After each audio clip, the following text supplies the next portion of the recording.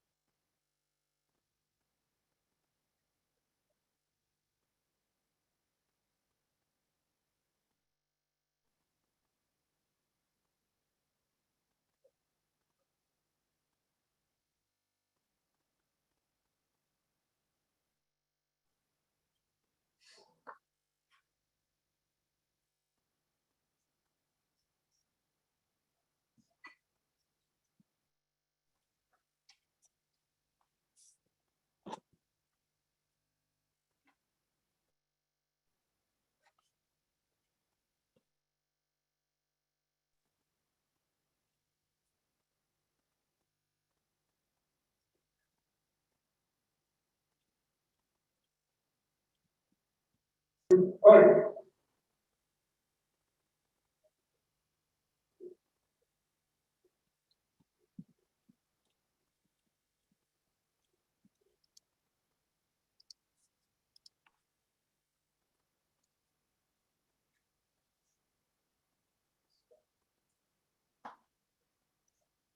very special thank you to National Sojourners for their presentation today, and I think we'll hear a little bit more from them later on this afternoon. Most Worshipful Brother DeWolf, will you please call the roll of seated Grand Masters? I will, Most Worshipful. Most Worshipful Daniel Lim, American Canadian Grand Lodge. Here. Most Worshipful Shelby Morrow Jr., Grand Lodge of Alabama.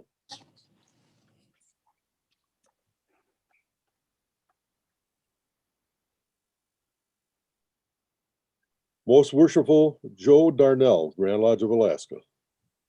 Present. Most Worshipful Reg Carbonic, Grand Lodge of Alberta. Present. Most Worshipful Boyd Robertson, Grand Lodge of Arizona. Present. Most Worshipful William Fizell, Grand Lodge of Arkansas. Present. Most Worshipful Don McKenzie, Grand Lodge of British Columbia and Yukon. Present. Most Worshipful Arthur Weiss, Grand Lodge of California. Present. Most Worshipful Michael Moore, Grand Lodge of Colorado. Present. Most Worshipful Stephen Petrie, Grand Lodge of Connecticut. Here. Most Worshipful Jeffrey Haas Sr., Grand Lodge of Delaware. Present. Most Worshipful Alan Gordon, District of Columbia. Present. Most Worshipful Thomas Turlington Jr., Grand Lodge of Florida.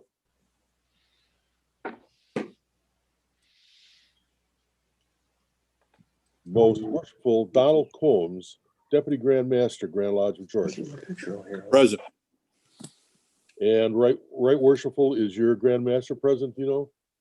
He is not. That's why I'm here, sir. He's fitting it, okay. Most Worshipful Gary Graham, Grand Lodge of Hawaii. Present. Don't we all wish we were there today? Most Worshipful Steve Zimmerman, Grand Lodge of Idaho. Present. Most Worshipful Stephen Oakley, Grand Lodge of Illinois. Present. Most Worshipful Kenneth Roy Jr., Grand Lodge of Indiana.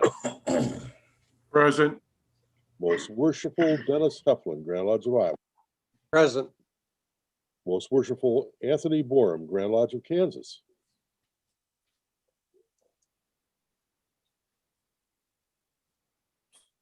Most Worshipful Ernest Jackson, Grand Lodge of Kentucky.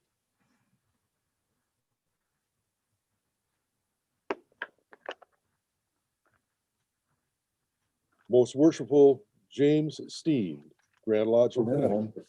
Or Louisiana, excuse me. I don't know what to say. Louisiana. Here. Present. Excel sheets reading between the lines. Most Worshipful Richard Nadu, Grand Lodge of Maine. Yeah, sure. What's your password for this? That's what I was giving you. Oh, Most Well, there Worshipful you go. Gordon Fardo, Grand Lodge of Manitoba. Present. Worshipful Marlon Mills, Grand Lodge of Maryland.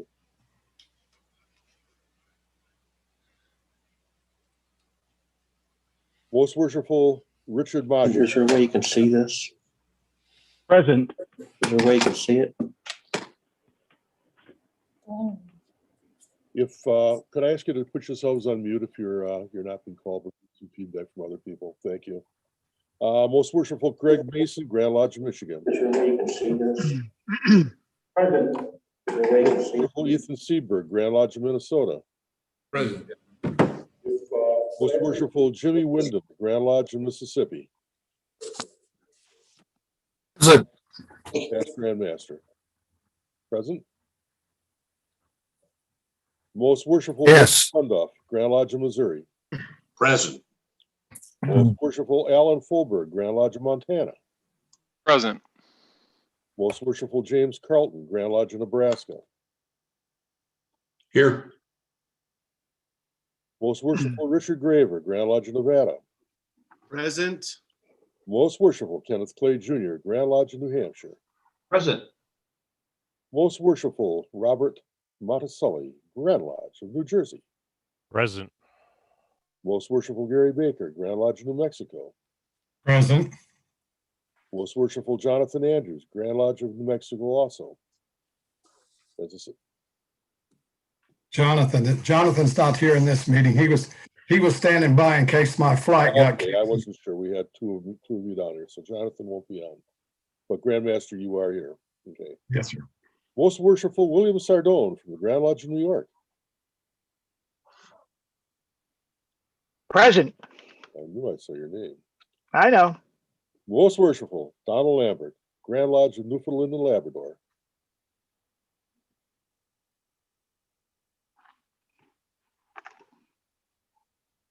Most Worshipful David Wicker, Grand Lodge of North Carolina. Present. Most Worshipful William Wedberg, Grand Lodge of North Dakota. Present. Most Worshipful Richard Dickershide, Grand Lodge of Ohio. Present. Most Worshipful Roger Davis, Grand Lodge of Oklahoma. Present. Most Worshipful David Cameron, Grand Lodge of Ontario and Canada. Present. Most Worshipful Michael McGuire, Grand Lodge of Oregon. Present. Right Worshipful Thomas Gammon IV, Grand Lodge of Pennsylvania. Present. Most Worshipful Annabelle Rosario Menendez, Grand Lodge of Puerto Rico. Present. Good to have you with us, Grandmaster. Thank Most Worshipful Mark David, Grand Lodge of Quebec. Present. Most Worshipful Gary Kaufman, Grand Lodge of Rhode Island and Providence Plantations. Present. Most Worshipful Dan Olmsted, Grand Lodge of Saskatchewan. Present. Most Worshipful Walter Disher, Grand Lodge of South Carolina. Most Worshipful Jason Swindler, Grand Lodge of South Dakota. Present. Most Worshipful, or Right Worshipful Charles Mixon, Grand Lodge of Tennessee. Present. Right Worshipful Brad Billings, Grand Lodge of Texas. Present. Most Worshipful Dan Laws, Grand Lodge of Utah. Present. Most Worshipful Stuart Corso, Grand Lodge of Vermont. Present. Most Worshipful Douglas Jones, Grand Lodge of Virginia. Present. Most Worshipful Chris Kaufman, Grand Lodge of Washington. Present. Most Worshipful Danny Garber, Grand Lodge of West Virginia. Present. Most Worshipful Kenneth Gorgon, Grand Lodge of Wisconsin. Present. Most Worshipful Wayne Christensen, Grand Lodge of Wyoming. Most Worshipful Mario Tanas, Grand Lodge of York, Mexico. Present. Most Worshipful, the roll call has been called, and I'll give you a count in a second, as soon as my assistant ciphers it up. 1, 2, 3.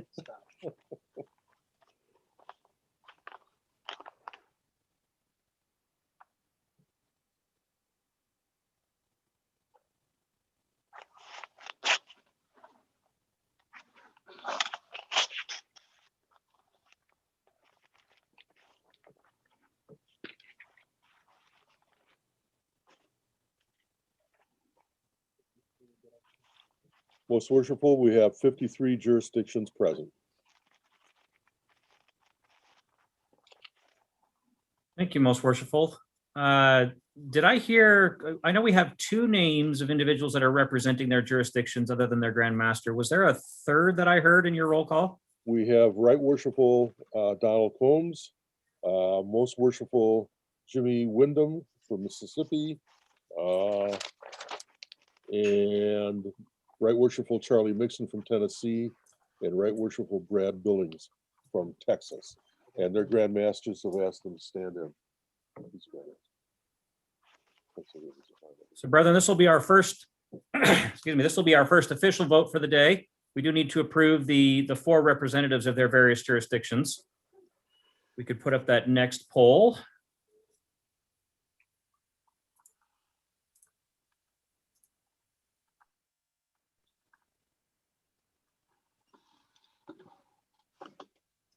What was the question?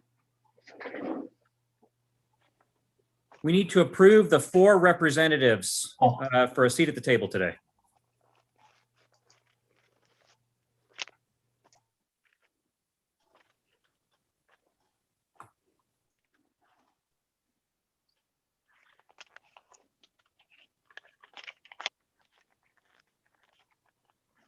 Okay, that is an affirmative, Grandmaster.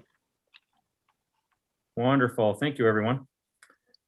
Most worshipful brother Chris Kaufman, from Grandmaster of the great state of Washington. Would you like to give us your welcome address, sir? Thank you very much, most worshipful. Most worshipful, right worshipful, very worshipful, worshipful, and brothers all. I welcome you to the 2021 Conference of Grandmasters of North America. When this conference decided to meet here in Seattle this year, I had not yet been elected to the Grand Line in our state. The thought that I would be addressing this august body made me a little bit nervous. But 4 years later, here we are. The ravages of the COVID-19 pandemic have prevented us from meeting in person and denied you the opportunity to visit the great city of Seattle. While you will not have an opportunity to see the results and hard work done by our team for this event, I hope you'll indulge me for a moment. The host committee, chaired by Most Worshipful Brother Jim Mendoza, had arranged for transportation from SeaTac to the hotel, made our transportation available for delegations to go to the various outstanding dining establishments in the area. Our Grand Lodge medical team, which consists of paramedics and other healthcare professionals, was scheduled to be on site. This team planned the welcome gala and tours for both this conference and the Conference of Grand Secretaries. We had concierge services arranged, tour guides, et cetera, et cetera. I personally thank Most Worshipful Brother Jim and every member of our committee for all the hard work they did. Over the last 11 months or so, we have seen the impact of COVID-19 pandemic on each of us. There are 3 areas that I believe have been most consequential. First, none of us expected to have to deal with the restrictions on meetings and other aspects of our daily lives. These have severely affected our individual lodges, our candidates, our petitioners, and our grand jurisdictions. I'm sure each of you have faced situations similar to those we have faced here. Here in Washington, my predecessor canceled lodge communications in March, and we weren't allowed, and we still haven't been allowed to restart in-person meetings. We have numerous candidates awaiting initiation in higher degrees, and there are more and more men inquiring about joining our great fraternity. But we are able to move, we're unable to move their petitions forward. We've had to find other ways to communicate with our aging members and continue to do the good work of masonry and help each other in our communities. On the Grand Lodge level, because we were limited in number of brothers who could be in physical attendance at our end of communication, we held it virtually. We conducted only essential business and held over everything else. Many other grand jurisdictions have done the same. At this time, we're unsure how this year's annual communication will be either in person or virtual. Second, on a societal basis, this country has seen pent-up anger explode. We had the deaths of George Floyd, Breonna Taylor, and others led to a summer of protests looking for racial justice. While the vast majority of those protests were peaceful, a small percentage became violent and resulted in rioting, property damage, and looting, including some of those protests right here in Seattle. Most Worshipful Brother Grandmaster Lester Dixon of the Prince Hall Grand Lodge of Free and Accepted Masons of Washington and jurisdiction, and our Grandmaster, Most Worshipful Brother Charles Wood, issued a joint statement. That statement made clear that we are brothers. And further, while we strongly believe in the right to make your feelings known, we are adamantly opposed to violence, property damage, and other lawless behavior. Third, on an individual basis, we have seen that same pent-up anger and frustration to change the way we use social media and interact with each other. I felt the need to remind our brothers that we have to respect the right to disagree and that our Grand Lodge has a social media policy. The question I put to you is, what do we do now? What lessons have we learned during the pandemic that we can implement moving forward?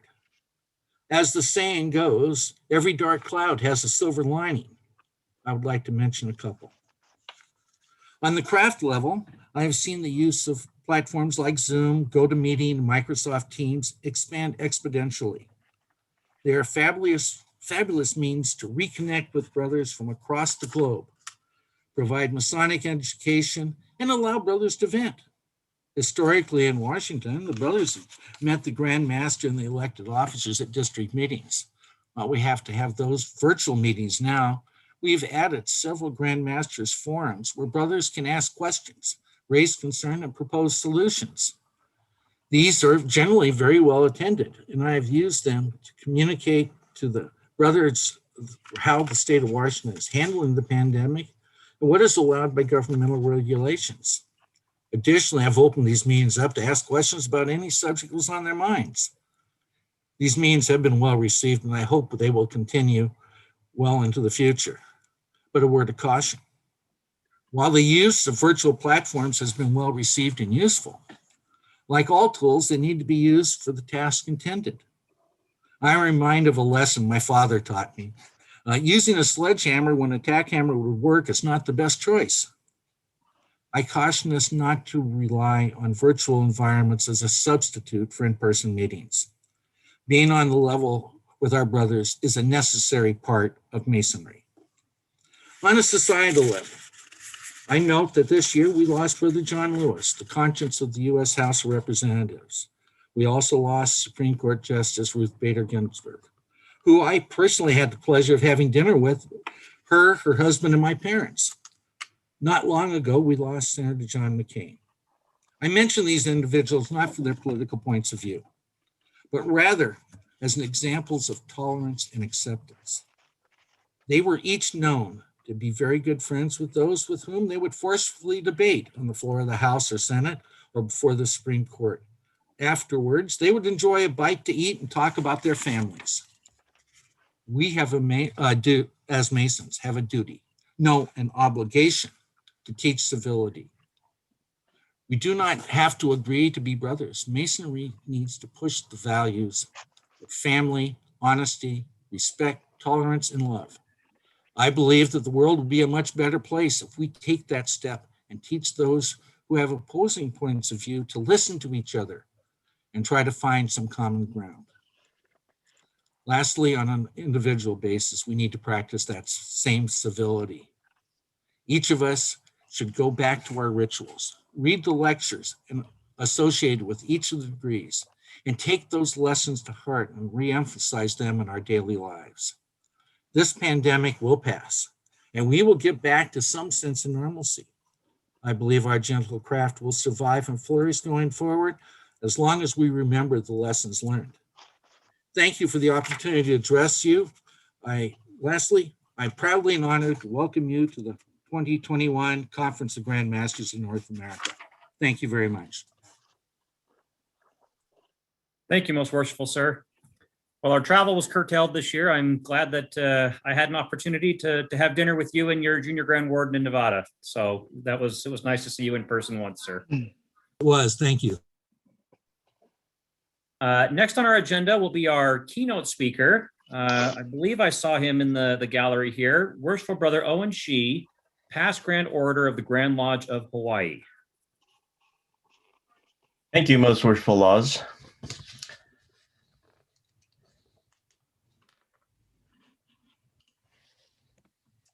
The floor is yours, sir. Thank you all. Most worshifuls, right worshifuls, very worshifuls, Grand Lodge officers, worshifuls, and brethren all. Thank you for that wonderful introduction. I am honored and humbled to have been invited to share in this event with you today. Although I would have loved to meet everyone in person, given these unprecedented times, I'm grateful to at least have the opportunity to fellowship with you virtually. On behalf of the Brethren of Honolulu Lodge and the Grand Lodge of Hawaii, I say aloha. Today, I'd like to take a moment for us to reflect on what it means to be a Mason. As we gather as current and former Grand Lodge officers and as Masons from around the world, we share something in common beyond just title or status of Masonic leadership. We all come from different backgrounds, have different personalities, and enjoy different activities. Some of us enjoy works of charity and community service. Others love to pursue philosophical learning. Still others simply enjoy socializing and fellowship with our brethren. But what is it that keeps us coming back to Lodge? What's the underlying thread that unites us all as an organization of good men who may otherwise have nothing in common?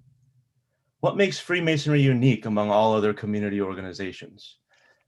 We can spend countless hours discussing the logistics of running a lodge, debating how best to address membership retention, talking about the history and purpose of our fraternity. But the only guarantee of future success of our fraternity rests with one word: inspiration. Now I'd like to share a short video clip from a YouTube channel, Whence Came You, that captures this sense of inspiration and mystery. So I'm going to try to share screen here. Hopefully I'm able to toggle back and forth.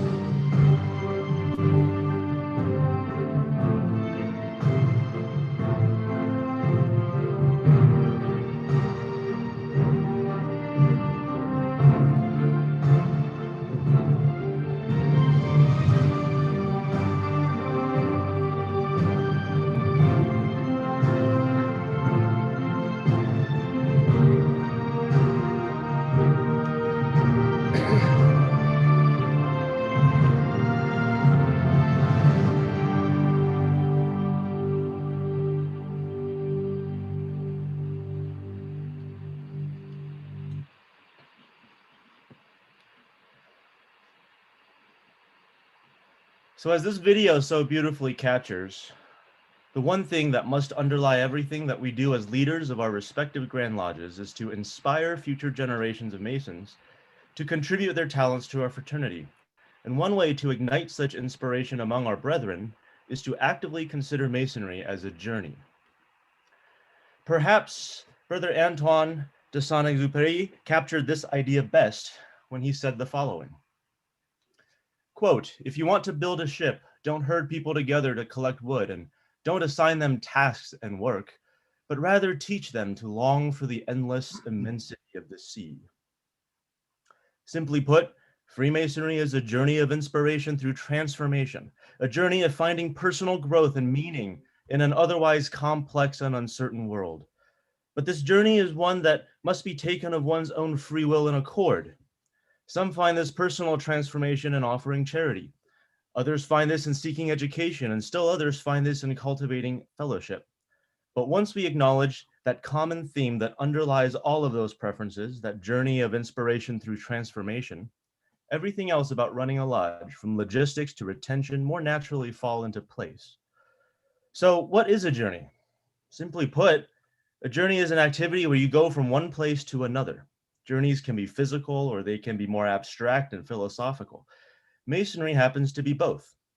It is a journey to the east within the officer's line, but more importantly, it is a journey of self-improvement, of fellowship, and of the attainment of wisdom, or as it is sometimes called, enlightenment.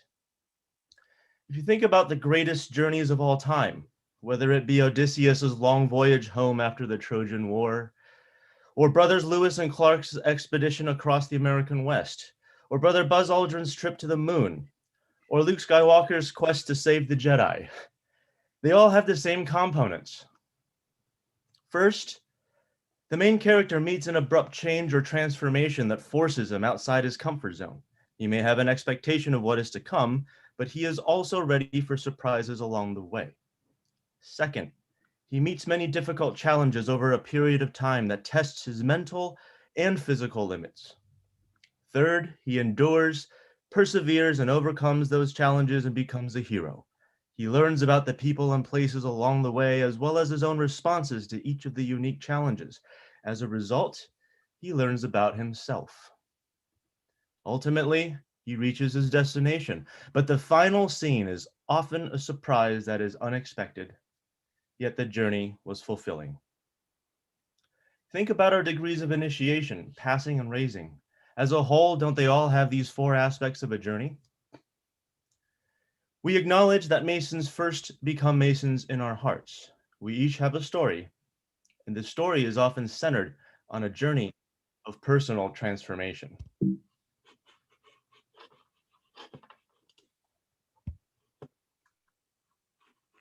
I'm going to stop share for a second.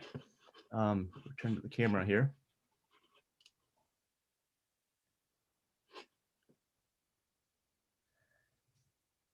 All right, so how did I start my journey? Well, unlike many other Masons, I had no family history in our fraternity. I first heard about Freemasonry from my best friend in college, Brother Daniel Herr of Truckee Lodge number 200 in California.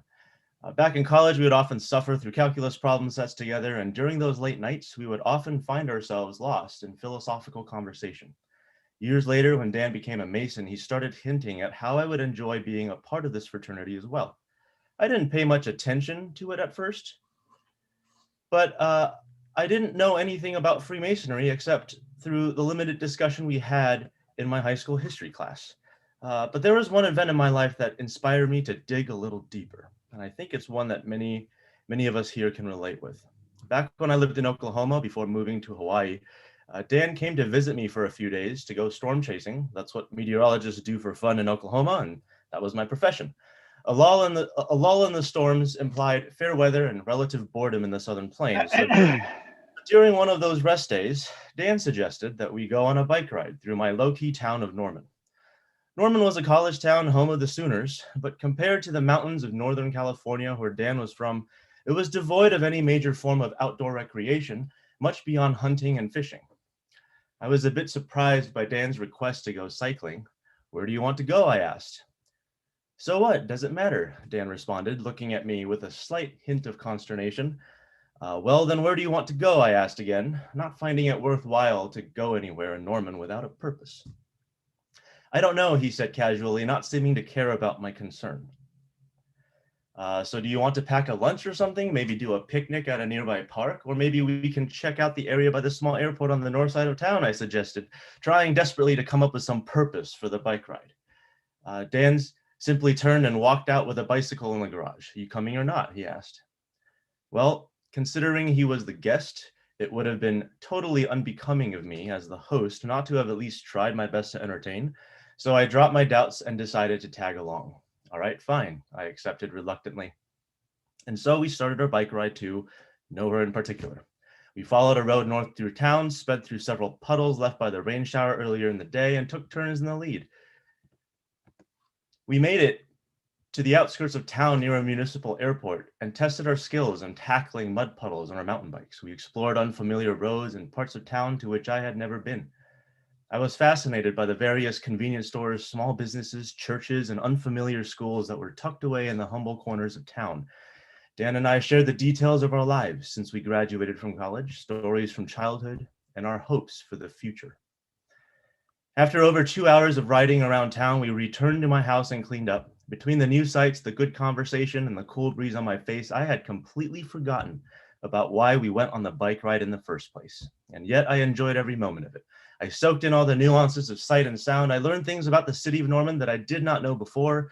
Although we were already good friends through our conversation during the bike ride, I learned even more about Dan, who he was as a person and how that fit with his life goals. But most importantly, I learned about myself. I learned about my habits, my habitual tendencies. I learned about my usual mindset. I learned about my reactions to new places and new ideas. I learned to challenge myself, not physically, but mentally, all within the space of 2 hours during a random bike ride around town. The next day we had lunch before I had to take Dan to the airport to catch his return flight. During a pause in conversation, Dan looked at me and said, "Because you didn't know where you were supposed to go, you never would have gone on that bike ride, huh?" That comment completely caught me by surprise. I thought about it, then let out a sigh, grinned, and gave a slight nod. On our way to the Oklahoma City airport, I finally began to realize some of what I had learned through the bike ride, although the significance of those lessons would not hit me until over a decade later. People are so strongly attached to their goals in life that they completely miss out on the journey. Dan said to me in the car, "Goals are good to have and all, but when we sacrifice so much just so that we can get something, when we don't even know that that thing is really what we need or want in life, then what are we doing? We're living for a dream, but not really living." As I drove him to the airport departures area, Dan summarized his message with these words.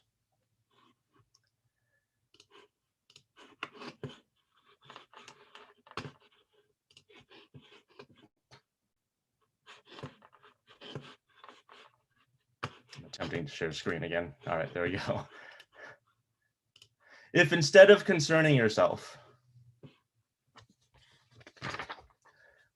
with the score of the game, you concentrate your wholehearted efforts on doing the best that you possibly can in your role, that moment, regardless of your task, living in that moment, that minute, that second, when it comes to the end of the game, you will have achieved more and scored more than you previously thought possible. This quote hit me hard. I did not know what to say, but thank you as I dropped Dan off at the curb. He pointed at my head and responded, "It's all you," as if to say, "It's all in your head." He turned and left. Usually when we hear "it's all in your head," we assume it's false or just an opinion, but mental impressions do indeed define our reality. What's in someone's head manifests as reality for that person, whether we agree or not. I may not have known it at the time, but through the bike ride, Dan had taught me the meaning of symbolism. And he was right. He didn't actually teach me anything. He simply set up the conditions properly so that I could learn a valuable lesson for myself. It really was in my head, and that is why it mattered. I took that bike ride as a symbol for my life without knowing it, and all Dan did was indirectly point that out to me. Take a look at this picture. What do you see? Perhaps just some random black and white patterns? Try as you might, it's difficult for your mind to construct the symbols into a coherent pattern of meaning. But what if I were to drop a hint and point out to you what this might be? What if I were to say that this is a picture of a little animal, perhaps an amphibian that croaks? Now what do you see?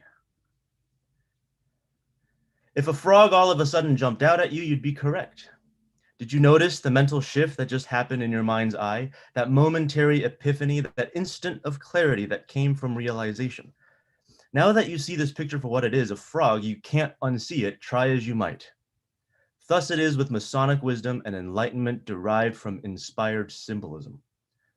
Once a Mason experiences a personal transformation through inspiration, nobody can take that sense of fulfillment away.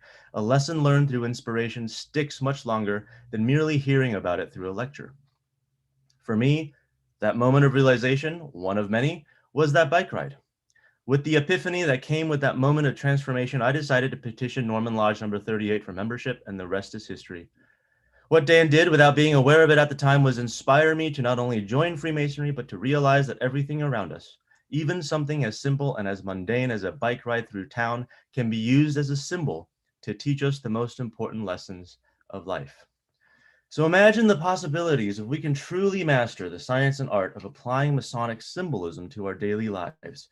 By applying this methodology to symbols of our 3 degrees, we can similarly inspire a new brother to apply the lessons of his Masonic journey to his daily life.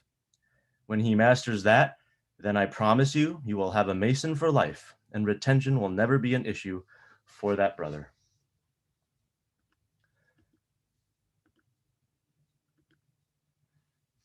The goal of a Masonic mentor is to inspire his mentee to understand his Masonic journey through time and through intentional practice. In the words of an anonymous poet, you came with me on a long, arduous journey through many forests and jungles, the paths confusing and twisted. Sometimes I made you miss a turning. There was no promised pot of gold. But then, my brethren, it was not the gold, it was the search itself, the journey and your comradeship, the jungles we saw, the forests we conquered, the rivers we forded, and the links we made. It would not have happened if it was not for the pot of gold. Masonry is all about the journey of becoming a Master Mason. There are plenty of organizations out there that you can join for community service, for social networking, and other benefits. But Masonry is the only organization of its kind centered upon the long process of initiation. The act of becoming a Master Mason is the purpose of Masonry. The light that we seek is not a destination, but an ongoing process. The journey itself is the pot of gold. At the end of this journey, we find peace of mind, the contentment and fulfillment that comes with becoming not just a Master Mason, but also a master of ourselves and our understanding of the world in which we live. The philosophies inculcated by Masonry then come naturally to us with little effort, and the joy that results from this peace of mind is something that nobody can take away because it is grounded on personal experience and practice. Every day is a journey, and the journey itself is home, said Matsuo Basho. So as we continue the important work during this virtual conference of planning, collaborating, and coordinating Masonic activities across jurisdictions, I charge every officer here to think about how we can best inspire our fellow brothers, particularly the youngest and newest candidates at our lodges. The planning, logistics, finances, and everything else is important, but all of those things become far easier when we have a strong membership base that is grounded on personal inspiration. As a Masonic leader, you will know that you have succeeded when you no longer have to push your brothers to do something, and instead, you feel that you are walking the same journey together. I would like to end with my favorite Masonic poem of all time, one that I have printed out and kept handy whenever I myself need inspiration to move forward in Masonic leadership, no matter how rough and rugged the road ahead may be. These were the words of Brother Joseph Fort Newton in his book, The Builders, published in 1914. He asks and answers this question: when is a man a Mason? Quote, when he can look out over the rivers, the hills, and the far horizon with a profound sense of his own littleness in the vast scheme of things, and yet have faith, hope, and courage, which is the root of every virtue. When he knows that down in his heart every man is as noble, as vile, as divine, as diabolic, and as lonely as himself, and seeks to know, to forgive, and to love his fellow man. When he knows how to sympathize with men in their sorrows, yea, even in their sins, knowing that each man fights a hard fight against many odds. When he has learned how to make friends and to keep them, and above all, how to keep friends with himself. When he loves flowers, can hunt birds without a gun, and feels the thrill of an old forgotten joy when he hears the laugh of a little child. When he can be happy and high-minded amid the meaner drudgeries of life. When star-crowned trees and the glint of sunlight on flowing waters subdue him like the thought of one much loved and long dead. When no voice of distress reaches his ears in vain, and no hand seeks his aid without response. When he finds good in every faith that helps any man to lay hold of divine things and sees majestic meanings in life, whatever the name of that faith may be. When he can look into a wayside puddle and see something beyond mud, and into the face of the most forlorn fellow mortal and see something beyond sin. When he knows how to pray, how to love, how to hope. When he has kept faith with himself, with his fellow man, and with his God, in his hand a sword for evil, in his heart a bit of a song, glad to live, but not afraid to die. Such a man has found the only real secret of Masonry, and the one which it is trying to give to all the world. Thank you for this priceless opportunity to share in virtual fellowship with you all. I look forward to meeting you all in person someday. Till then, may your Masonic journeys continue to be the most inspired and transformative. For those who are interested in further reading on the topic of Masonry as a journey on specific strategies for applying Masonic symbolism to daily life, I published a book several years ago as a resource for Masonic mentors. For those who are interested, signed copies are available on the website Journey on the Level. And my email is also on the screen here. I would love to hear from you after this meeting. On behalf of the Most Worshipful Brother Gary Graham, Grand Master of Masons in Hawaii, I extend a warm aloha. After the pandemic, if you ever find yourself in Hawaii, please pay a visit to one of our lodges on the Hawaiian Islands. My current lodge, Honolulu Lodge, meets on Tuesday nights, and we would love to host your visit. With that, thank you and best wishes.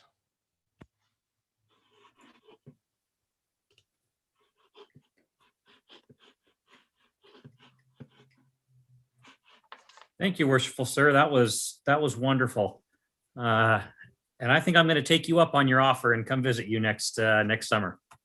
Yes, please do. Wonderful. Thank you very much. Moving along, if I could call upon Most Worshipful Brother Robert Monticelli, Grand Master of New Jersey, for the report of the Planning Committee. Thank you, Brother President. Most worshipful, right worshipful, very worshipful sirs, my brethren all, good afternoon. It's been an interesting year to say the least, and the Planning Committee worked very, very hard to put together a program for Seattle. Unfortunately, due to the COVID pandemic and the lockdowns, we were not able to meet in person.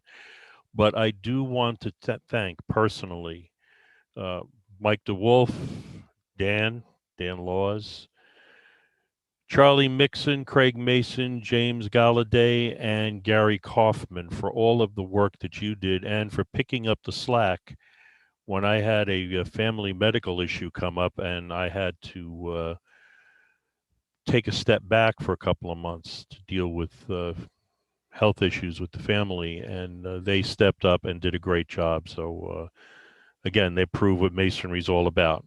They just got the job done, and I thank all of you individually and collectively for all of the hard work that you did. Just to give you a little idea of some of the things we had planned for you, we were going to have a session dealing with legislative bodies and wonderful session on the Hot Grad Academy. It's something that Mohammed Yatim and Yasser Al-Khadib of New Jersey and Pennsylvania respectively put together for Scottish Rite, a wonderful education program. And Mohammed has also worked on one for New Jersey, the Society of King Solomon, which would have come in part of that. That's one of the things. We also were looking at budgeting, obviously, real estate, the buildings, the issues we have with buildings. Another Scottish Rite initiative was the ICE movement, keeping things interesting, convenient, and enjoyable for all of your members. Running an effective meeting. We were going to give you a breakout session on virtual meetings, which we are doing here in New Jersey. I am allowing everything except ritual to be done. You cannot do ritual and you cannot vote on candidates on a Zoom meeting or a WebEx meeting, but you can conduct lodge business so we can keep the lodges going and keep the brethren coming together. But these are some of the things we're working on, and moving forward, if next year's committee is interested in any of these, just give me a yell or anybody in the committee a yell, and we'll be more than happy to pass that information along to you. It's been, like I said, a real challenge for us here in New Jersey. I think we're the lockdown capital of the United States. Our governor changes his mind, not like he changes his socks. It's pretty interesting how things keep changing for us. We are limited to 10 people right now. So I know all my colleagues from the Northeast know this, but for those of you that do not know this, the Grand Lodge in New Jersey will be holding its annual communication in November However, we will not be electing new Grand Lodge officers. The current Grand Lodge officers will continue for another year. So I will be the Grand Master from New Jersey through 2022. We have a little bit of business we need to take care of. With the COVID, it's put a little bit of a financial crunch on the conference. So I've been asked to introduce a resolution that each of the jurisdictions participating in the conference be assessed a one-time assessment of $250 to help us keep the coffers full and move forward. So this would be a resolution asking for a one-time assessment of $250 from each of the jurisdictions. Mike, do you have anything you want to add to that, or you just want to go to a poll? Oh, I think we can go to a poll on that. It's pretty straightforward, Most Worshipful. Can I get a second to that motion from Most Worshipful Brother Monticelli? Second. Brethren, motion has been made and seconded that we, a one-time assessment of $250 for each participating jurisdiction of the conference. Most Worshipful Sir, will you please put up that vote?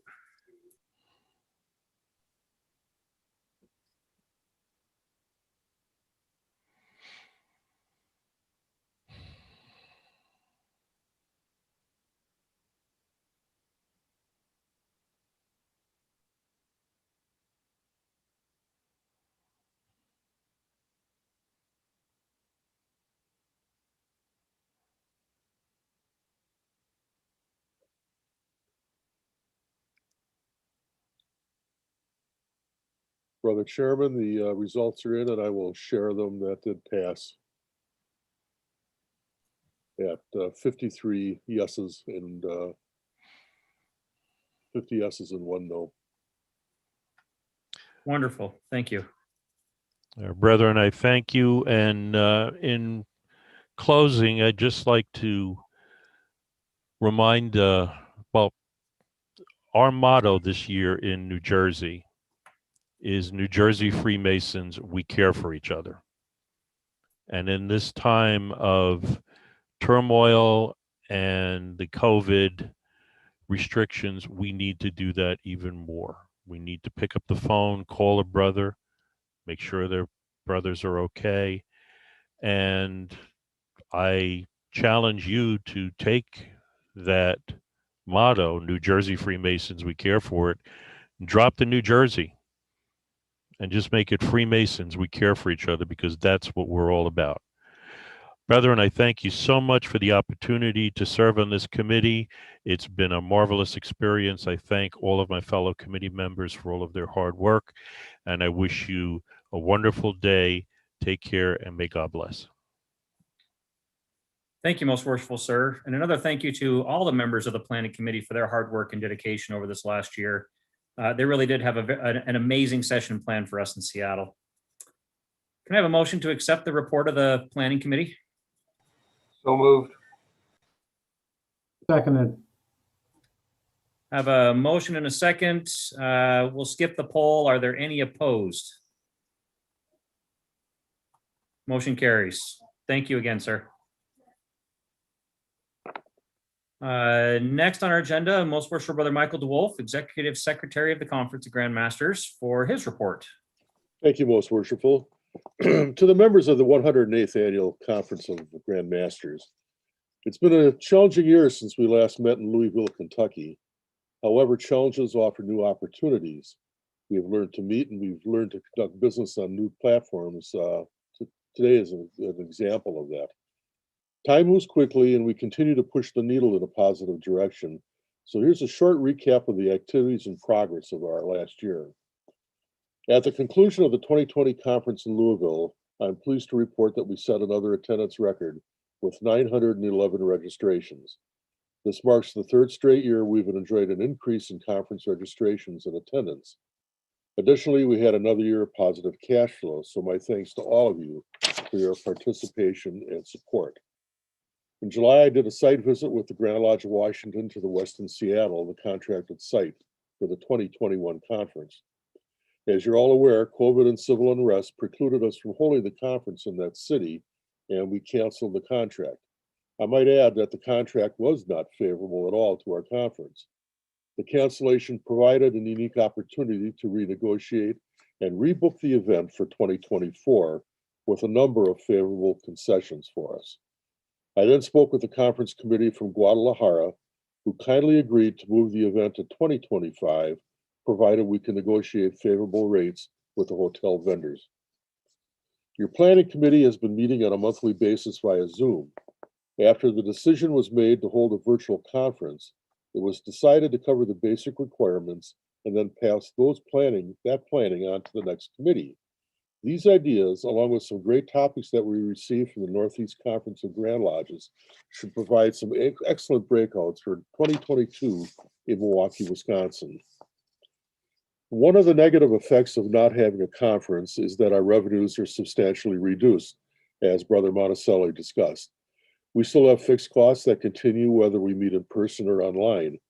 I'd like to take a minute and thank Sovereign Grand Commander David Glatley and the Scottish Rite Northern Jurisdiction for the generous financial support they have provided the conference this year. Your help is most deeply appreciated. And brethren, thank you for the vote that you just made to help keep the conference going. Now let's take a moment and fast forward to the future. We all know we're going to be in Milwaukee in 2022, Arlington, Virginia in 2023, Seattle, Washington in 2024. I strongly encourage Grand Lodges to put in a bid to host this great event. It does take hard work and coordination, but at the same time, it brings Masons in your state together and it can instill great pride. It is a great honor to host Masonic leaders from around the world and to showboat Masonry in your jurisdiction. It provides your constituents with a unique opportunity to host and network with Masonic leaders from all around the world. We look forward to seeing all of you in Milwaukee next year. The planning and host committees have been working hard to provide you an excellent event. Of course, I am biased. I'm from Milwaukee, the home of beer, brats, bowling, and brotherhood. Watch for the hotel registration links, which will be available on March 15th, 2021 on our website, cogmna.info. That once again, registration will open up the 15th of March for our hotels, and that'll all be posted on the website.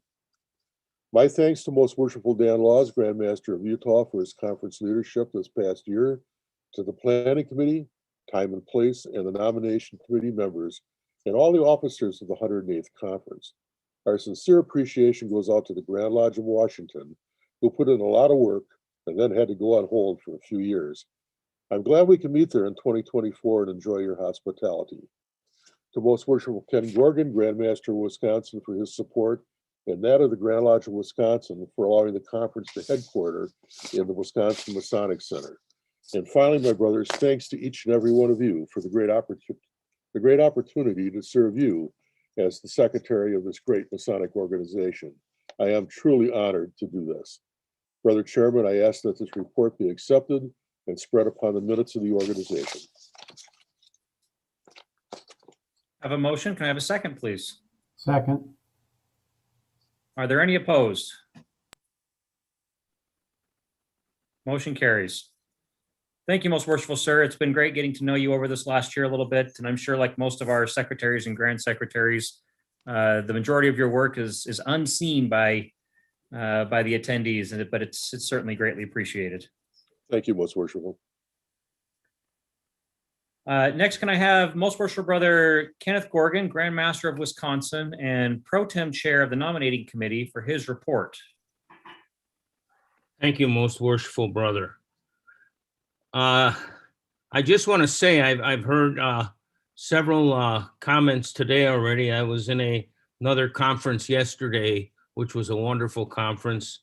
And to Worshipful Brother Owen, who just gave that wonderful keynote address, I want to explain to him that that is my slogan this year, that you were first prepared to be a Mason in your heart.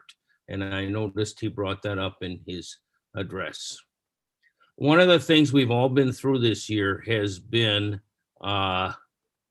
a year of trials, tribulations, and we all keep muddling through. And one of the things I'd like to say to you, it came from retired Admiral James Stockdale.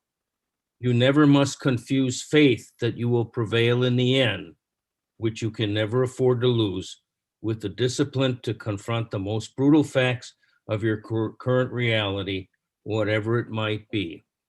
And I'll tell you, I've seen that in masonry this year. I've seen the push from all my brothers in Wisconsin, and I saw the push that I heard from all my brothers yesterday. So congratulations that we will prevail. Thank you for allowing me the opportunity to step in as temporary chairman of the nominations committee. I'm pleased to present the following brethren to serve as officers for the 109th Conference of Grand Masters to be held in Milwaukee, Wisconsin.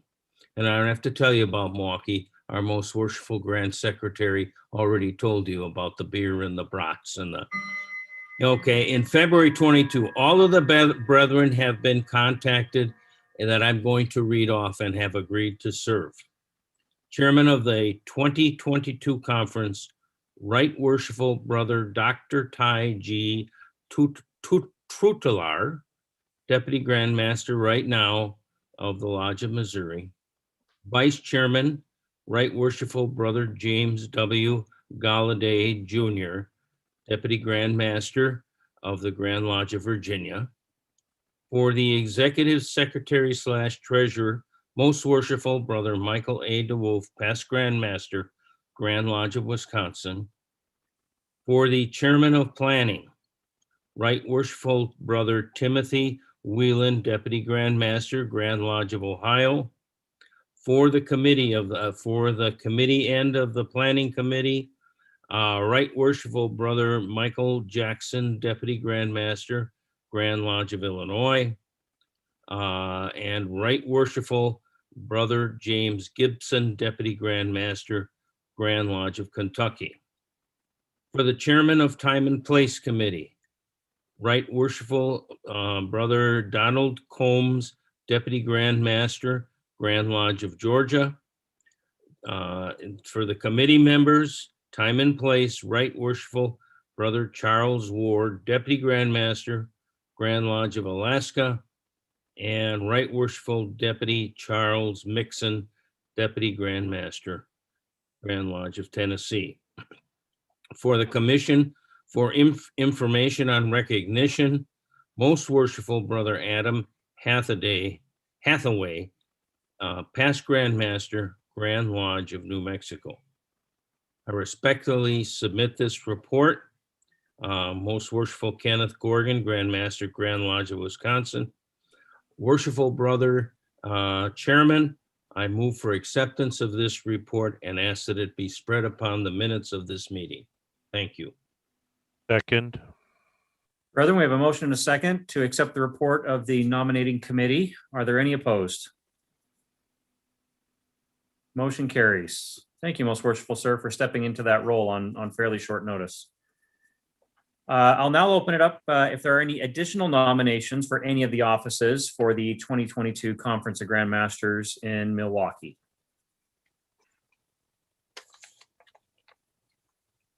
Any additional nominations?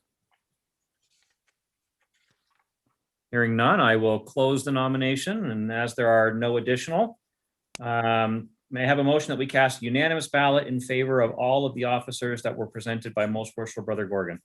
So made. Second. Motion and a second. Are there any opposed to that?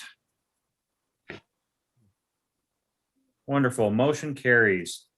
It's my understanding that... May we do a poll on that just so I can have it for the record, please? Absolutely. Thank you. We will open up a poll for that one.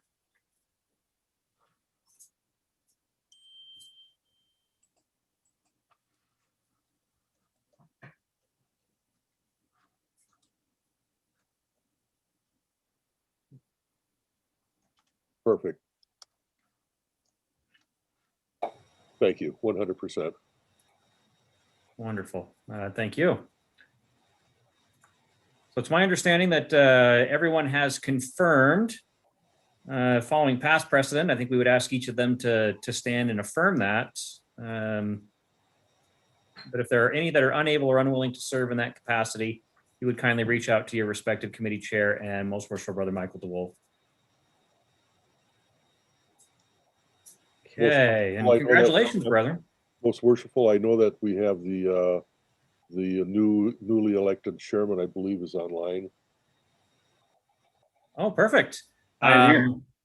Right Worshipful Sir, do you accept the position of chairman for the 2022 conference? I do, and I am grateful for the opportunity. Thank you, and I hope to see each of you or your jurisdictions next year. I miss all of you. Should also warn you that while I am from Missouri, I was born in Milwaukee. So we have a very nice time there. Wonderful. I'm looking forward to being there as a spectator next year myself. So I do accept. Thank you. Our vice chair is also online. Right Worshipful Brother Galladay, do you accept as well the position of vice chairman for next year? I do, and thank you so much. Thank you, sir. Look forward to seeing you again next year. Yes, sir. And Most Worshipful Brother Michael DeWolf, do you accept again your reappointment to Secretary Treasurer? I do, Most Worshipful, and thank you, brethren. We appreciate the support. Thank you. Okay, wonderful. Congratulations to all. Big thank you for all of the work that you're going to put in over the next 12 months. And I look forward to seeing the wonderful things you do at next year's conference. And I would love some really good brats. So I hope that's factored in many places.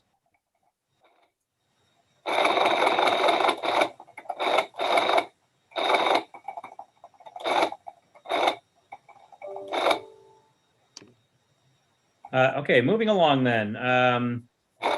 Will be a presentation by Worshipful Brother Robert Roth, National President of National Sojourners, on the Masonic patriotism effort.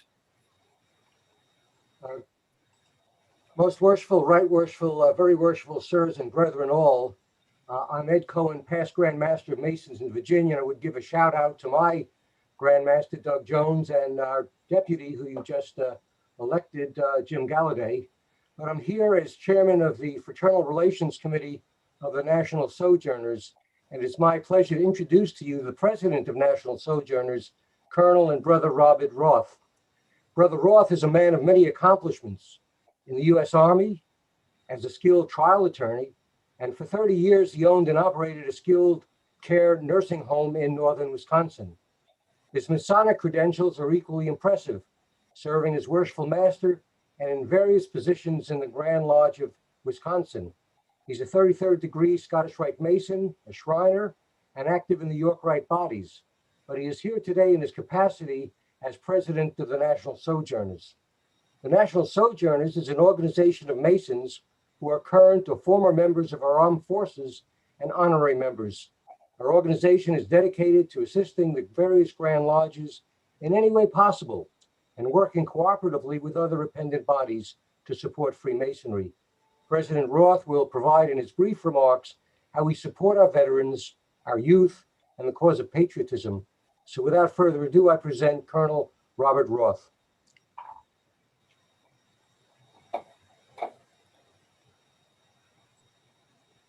Good day, all most worshipful Grand Masters, right worshipful brothers, and all other brothers joining this virtual conference of Grand Masters of North America.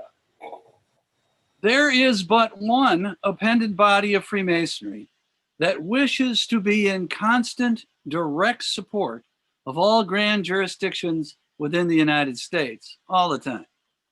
It is the National Sojourners, and we are the Masonic Military Veterans Order in America.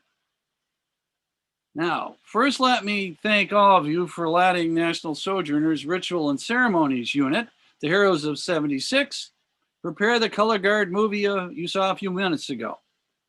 It was a humble privilege for all involved, and the anthems really sounded good when we put her together.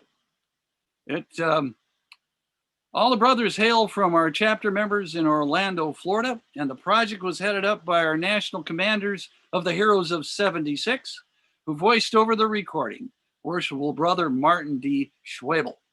Thank you again. National Sojourner's stated purpose is to support and honor all Masonic military veterans and promote all matters of patriotism and Americanism within the American Grand jurisdictions and the community at large. That direct support to all of you in the U.S. is designed to help all Master Masons in America better understand their duties as it relates to their nation state and why they should honor their love of their country and love it.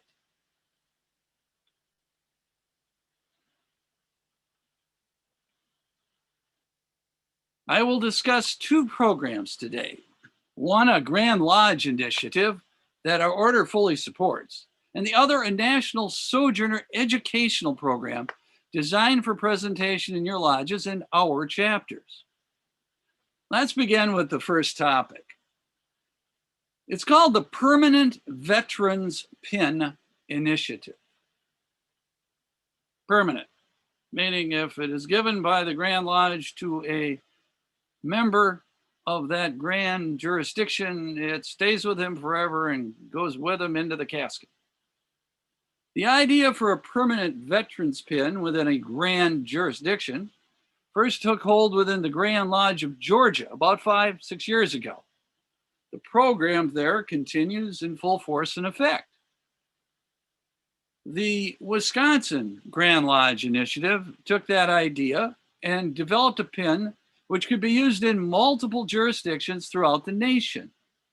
The Grand Lodge Permanent Pin Initiative was briefed to the Conference of Grand Secretaries in 2017 and 2018, and here today. In most jurisdictions where it is in use, the pin is given to a Master Mason veteran by your Grand Lodge officers, not just issued by mail. The ceremony adds a very short program to the visitations and special events that you're all very busy doing when you're not in the middle of a COVID attack. Where allowed, National Sojourner officers also help you with the distribution. Now, here is what the pin looks like.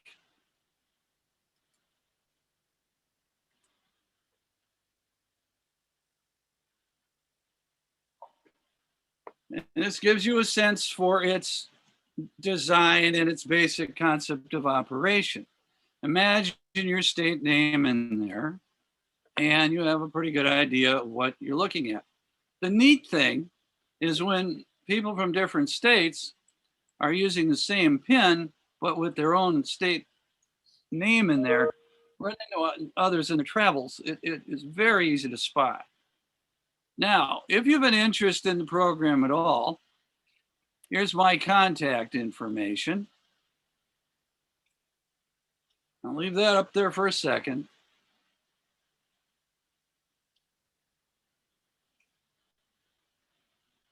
And then for those who haven't seen this before, this is the actual National Sojourner logo,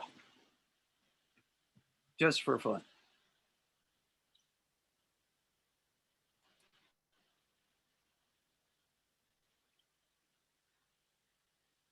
The Veterans Pin Initiative has been adopted in grand jurisdictions in Minnesota, Utah, Connecticut, New Jersey, Rhode Island, and Wisconsin. And in Wisconsin, it's been jointly used by both the Prince Hall Grand Lodge and the Grand Lodge of Wisconsin. The joint declaration, which they signed in 2016, is still in full effect.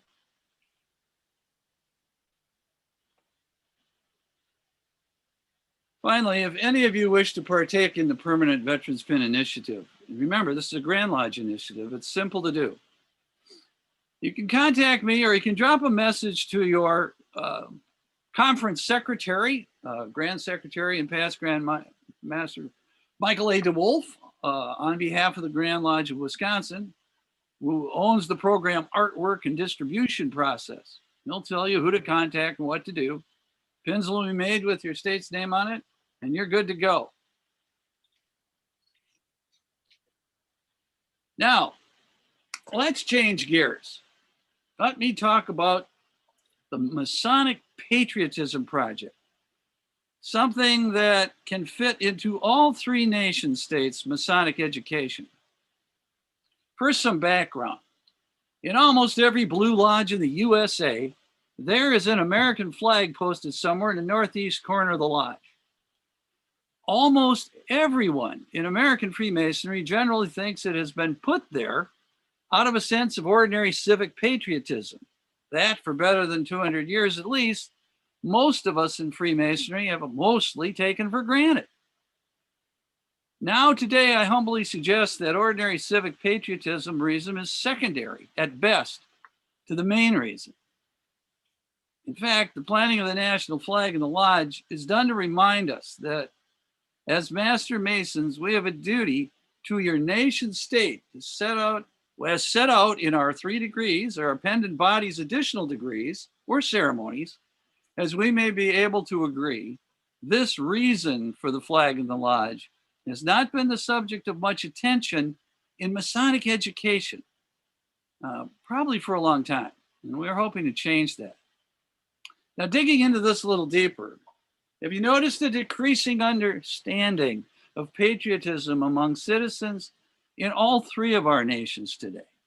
Have you noticed that the same problem is occurring among younger new Masons? Have you seen the polls suggesting that younger men are increasingly attracted to humanism in the extreme in some cases, or some utopian worldview of society?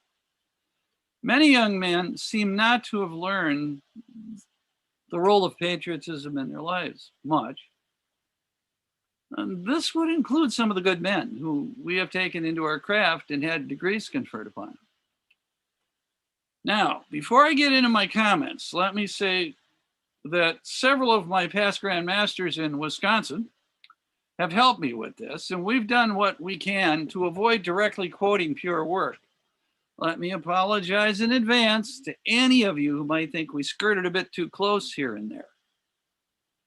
And I'm humbly aware that each of you are the true keepers of the pure work in your jurisdiction, and that nothing I say here today impacts your view of what your pure work means. Thank you for that understanding. Now, before I go on, I want to shout out to the next speaker. I want to shout out to Sovereign Grand Commander David A. Glatley of the Northern Masonic Jurisdiction of the Scottish Rite in America. His order has placed devotion to country, love of country, as one of its core values, and has helped immeasurably within the 15 states of his jurisdiction in focusing others on the importance of this Masonic patriotism project. And he should know that his Valley of Milwaukee has helped with project and moral support and provided a cash grant for the promotion and education of the effort. We National Sojourners are deeply indebted to the Rite for this help. Now, let's have some fun and find out what this is all about. It begins in the 3 degrees. In the entered apprentice degree, when some circumambulation is about to begin, some comments are made to the candidate. These are completely paraphrased here, but the candidate is told that he should go with his conductor, knowing that nothing he will do during the proceedings will interfere with any duty he might owe to, and the words will vary from jurisdiction to jurisdiction. And this last part, I'll just use mine: family, neighbor, or, and this is the punchline, or your country. Almost identical language is then to be found at about the same place in the FC and MM degrees. So this notion of duty to country is reinforced 3 times in the 3 degrees. That's notable. Now in the EA degree, this is the first time that the candidate, later Freemason, realizes that he owes some important duties to his country, and Freemasonry places these duties high up on the list of duties he will always have as a Master Mason, up there with God or country or whatever happens to be in your section of your ritual. Now, the next thing I want to comment on is justice, the cardinal virtue of justice. Cardinal virtue of justice means in part to render due honor to those who deserve it. It is the root of why Freemasonry honors the military veteran. And it is the veteran's love of country that cements the just cause of the honor given. But now let's take a look at how this relates to all Freemasons, not just military veterans. In the EA charge, and this is an obvious one, but it has an interesting twist. It really does. The charge in the clear in my jurisdiction, so I will speak it in the clear, says, in the state you are to be quiet and peaceful subject, true, good old truth, to your government, but then it doesn't say be loyal, love your country, be devoted. It says, and just to your country. Fascinating. It actually points to the cardinal virtue of justice right there.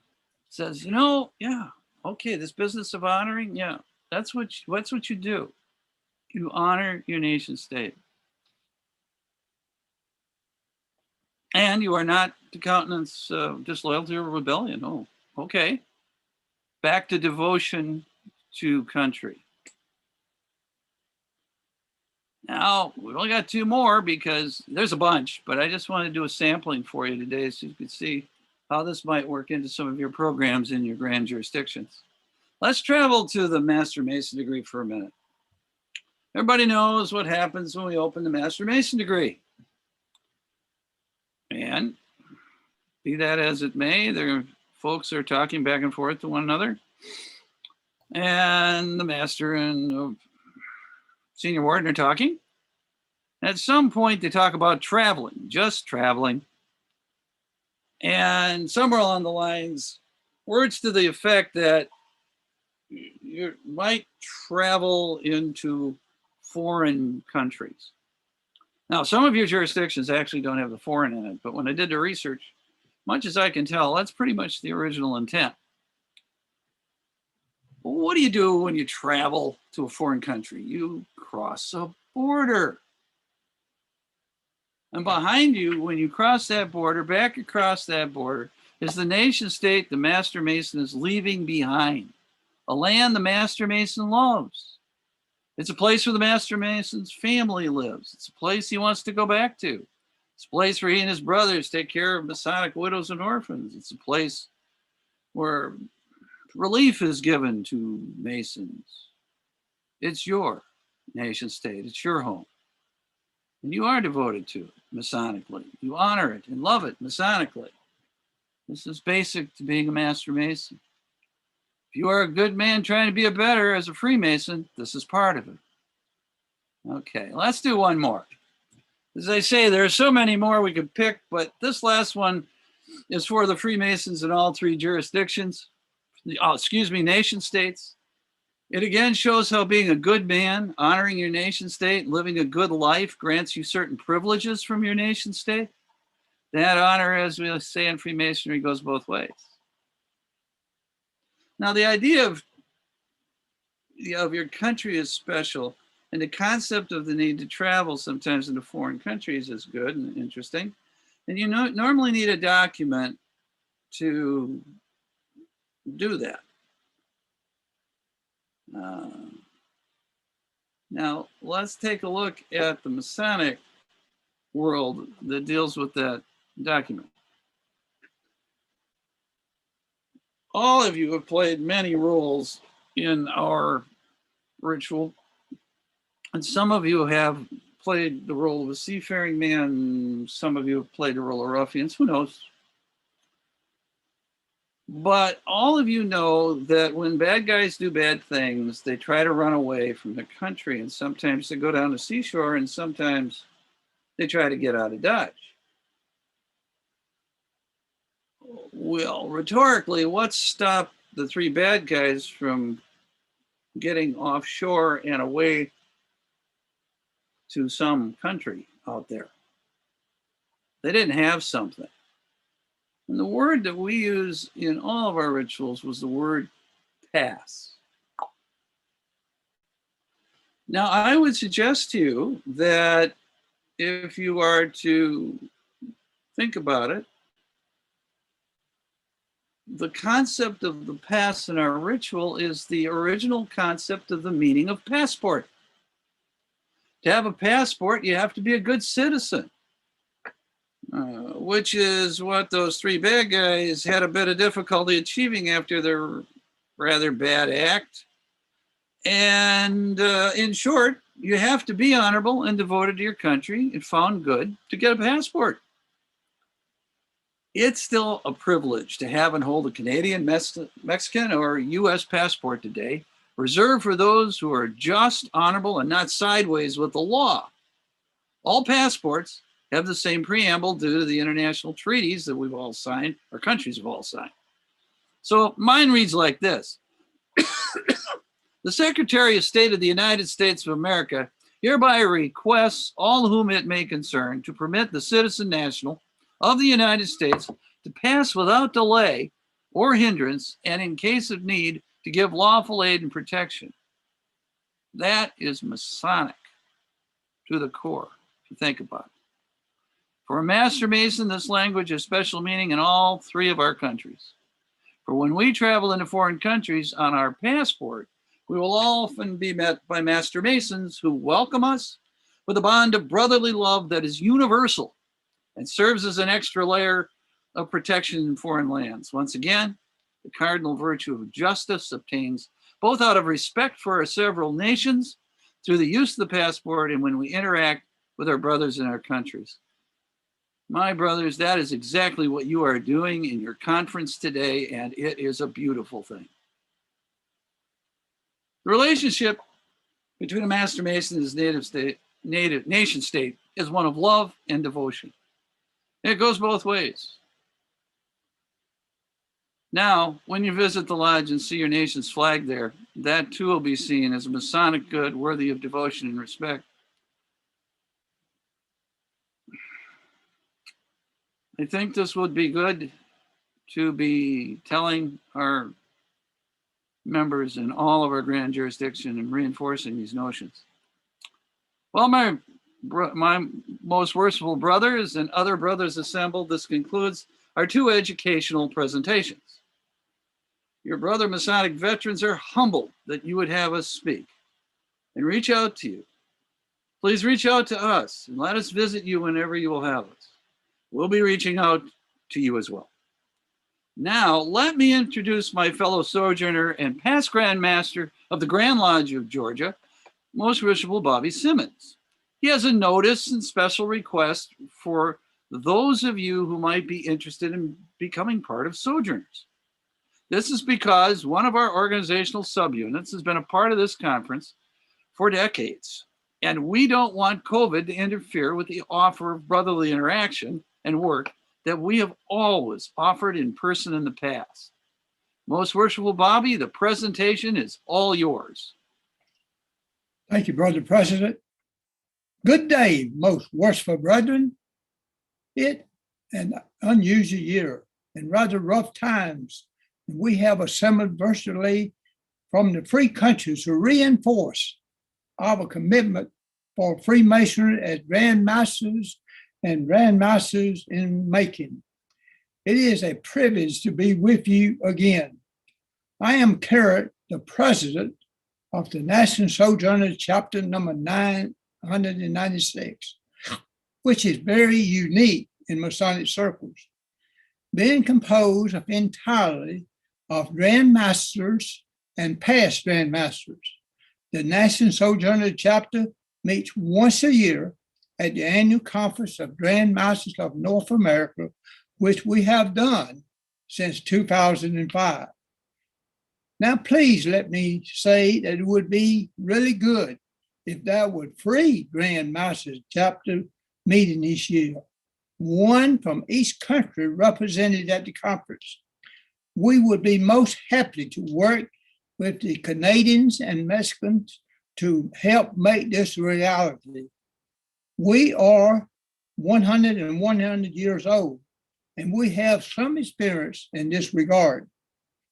The rules of our order has always been allowed to take in veterans who have honorable served.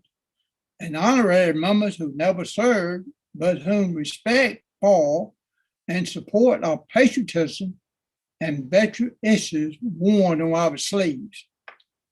In most cases, that's almost always include all of the sitting Grand Masters in all of the grand jurisdictions and in the United States. Each year, up until this year, we met and assembled immediately after the Grand Masters Conference adjourned. We would install the new Grand Masters who wish to join, and then have a short program with focus on Masonic patriotism, and in our case, Americanism in general. My brother worship, my most worshipful brethren, joining our Grand Masters chapter require only that you be American citizen and be a Grand Master. You should pay a one-time fee of $250 and be initiated. This year, all you have to do is contact our national offices in Washington, D.C., or one of the three of us who are on the program. We would help you to fill out the short application form, then arrange a date shortly for a virtual initiation. And in this case, with all our national Sojourners chapters, we exist to be a service to the grand jurisdiction of all of our Masonic bodies. We present patriotism and also in our community as a public phase of patriotism for all. Thank you for allowing me to be here today. All three of us are looking forward to seeing you next year in Milwaukee, once again working for your grand jurisdiction and for Freemasonry. Now I'll return back to most worshipful past Grand Master Ed Cohen for his closing remarks. And thank you very much. Thank you. I hope in the short time allotted, we've given you a better appreciation of some of what the National Sojourners do and how we can support your Grand Lodge and subordinate lodges, to include providing color guards and a wide variety of patriotic and educational programs. There's much more to tell, and you can reach out to our national organization or to a local National Sojourners chapter by going to our website, www.nationalsojourners.org, or by contacting our National Secretary Treasurer, Right Worshipful Brother Mark Underwood, at 703-725-5000. I thank you for your time and attention. Ed, can I make one more comment? Say again? Could I make one more comment? Sure. If anyone interested in being an officer in the Grand Master chapter, if you will contact me, I will be welcome to talk to you about it. Thank you very much, Ed. Go ahead. That concludes our National Sojourners program. Thank you. Thank you, most worshipful sirs, for joining us today and sharing those wonderful programs. Moving along, brethren, we will have a break coming up here shortly. Next will be a video update on the Path Forward program that was introduced at our Louisville session by the Southern and Northern jurisdictions of the Scottish Rite and Imperial Shrine. Thank you, most worshipful sir. Before we throw that video on there, I just want to say good afternoon to the most worshipful, right worshipful sirs, the brethren, and guests on here on this Zoom today. Those of you that we said good morning to earlier, I'm sure you're surprised how close you are to the afternoon now since we started. I do have a couple of our staff with us today that can answer questions either on the Zoom or immediately after. And that is Michael Russell, our Executive Director, and Linda Patch, our Director of Communication.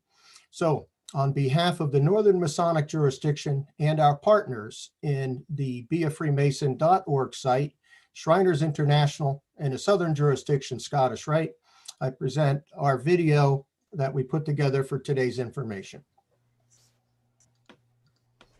Hi, Michael Russell here, chairman and director of our Path Forward team. We launched just a few years ago Reclaiming the Soul of Freemasonry by John William McNaughton. This was based in a survey done across all jurisdictions of men ages 18 to 65. This survey launched 1,000 questions for Freemasonry. Those questions got their answers in a program that we love and affectionately call the Path Forward program. That launched Not Just a Man, a Mason. Now, as we know, many of our leaders transition from year to year, and sometimes communication doesn't trickle down. So what we want to show you here real quick is our first video, Even Better. Take a look.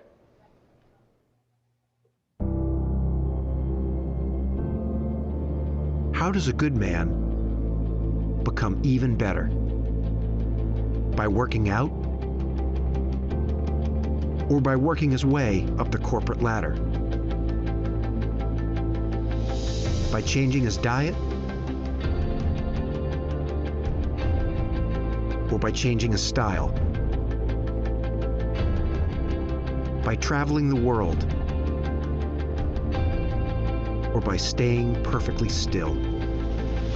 For 300 years, we've helped good men become the best versions of themselves through a dedicated fraternity and by taking an oath to live a life of integrity, service, and brotherly love. Men who are as committed to each other and their families as they are to our noble cause. In the end, we don't just make men better, we make them Masons. Not just a man, a Mason. Now that video can be shown and customized at notjustaman.org. We have a few folks here to continue to talk about an incredible partnership in beafreemason.org that we launched just over 12 months ago. Our Sovereign Grand Commander, David A. Glatley, 33rd degree. Thank you, Michael. Hi, it's a pleasure to be with you here at the Conference of Grand Masters of North America, even virtually. You know, for the past few years, our Northern Masonic Jurisdiction team has been with you to do a presentation on our Not Just a Man, a Mason campaign. And that campaign has gone great guns throughout North America in Freemasonry.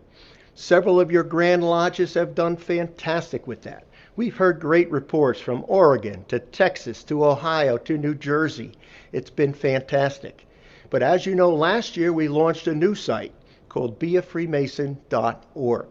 Now that site will take men that are interested in Freemasonry and gives them a place to go to find out more about Freemasonry, described just the way you and I want it described.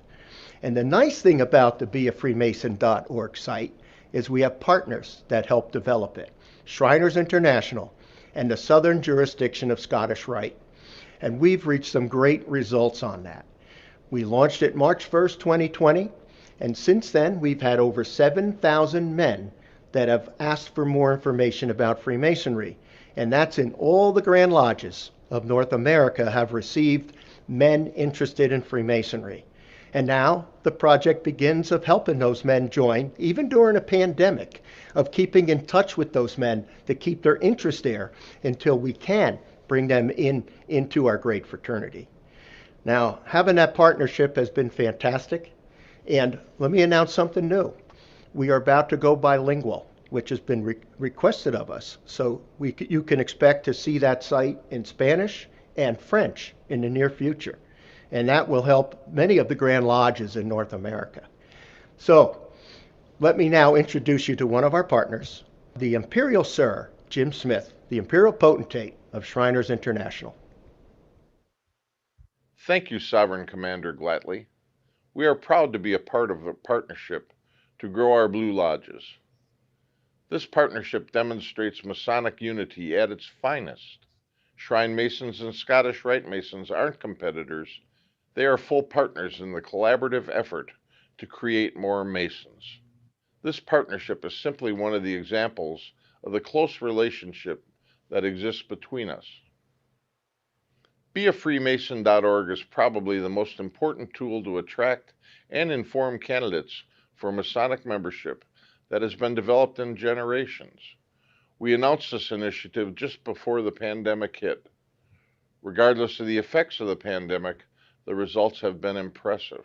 BeAFreemason.org serves as a vital recruitment tool that connects and communicates the value of Freemasonry to the next generation of prospects that otherwise would be difficult to reach via traditional marketing efforts. The Grand Lodge of Texas has benefited from this initiative, not only from the perspective of increasing awareness of Freemasonry across the state, but more importantly, has received the second highest quantity of leads sent to Blue Lodges in the southern jurisdiction. When converting these leads to members, men of good character can ultimately contribute to the success of the Blue Lodges and have the opportunity to further their growth in the Masonic Brotherhood while contributing to the fun, fellowship, and philanthropy that Shriners focuses on. We encourage Grand Lodges to explore, plan, and fully utilize this tool for the benefit of your local lodges. Make sure that candidates who are knocking on our door obtain a prompt response. Supreme Commander Cole, please provide us with the benefit of your thoughts. Thank you, Imperial Sir Jim Smith. It's a pleasure to be able to talk to our wonderful friends, our good brethren, the Grand Masters. Also, I would reach out to our Grand Secretaries. We've done a lot of work with you with this Be a Freemason. And you know, it's important these days. We've all gone through some different changes in our lives and in the way we operate our lodges. And this has been challenging times, certainly, but also times of opportunity. And I will tell you that Be a Freemason is now more important than ever.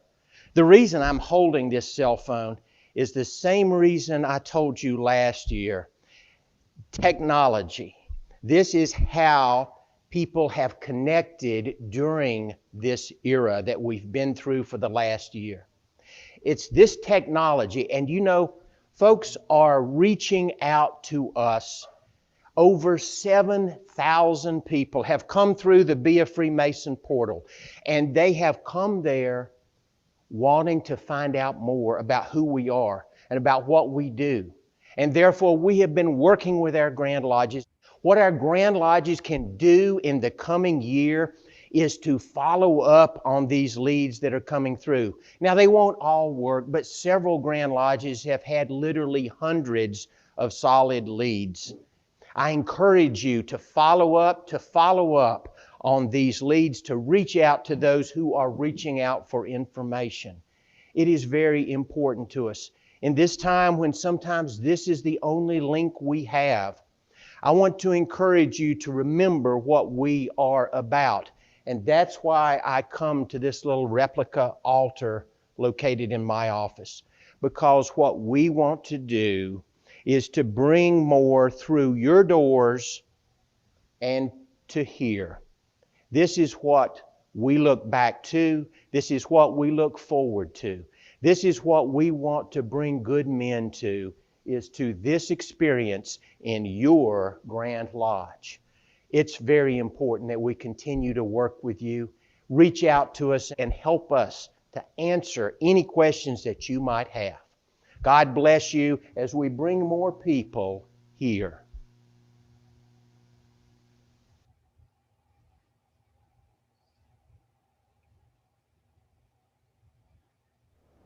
Thank you, Sovereign Grand Commander Cole, for the incredible words of wisdom and for what you do for Freemasonry and our BeAFreemason.org campaign.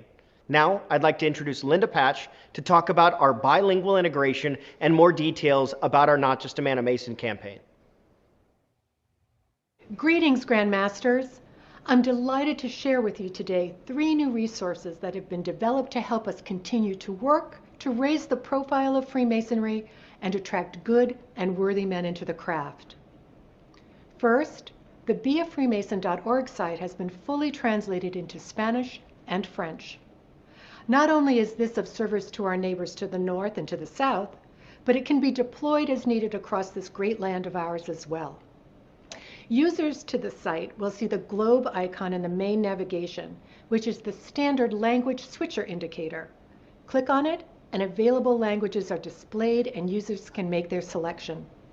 Also, the preferred language can be accessed in the footer links as well. For ease and convenience, the switchers will be part of all pages on the site.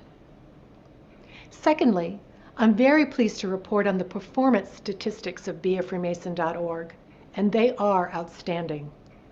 From March 1st, 2020 through February 8th, 2021, exactly 7,700 leads were sent to Grand Lodges across the United States. That is a rousing success. We did a follow-up survey with those leads to learn more about their experience and if they were contacted directly about joining. Those results were mixed. Of those 7,700 leads, 68% reported they had not been contacted by a Grand Lodge or local lodge representative. But there is good news. Of those who were not contacted, a full 98% of them said they were still interested in joining.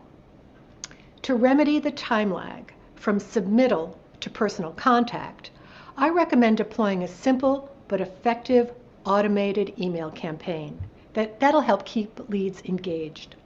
This can be done simply and economically.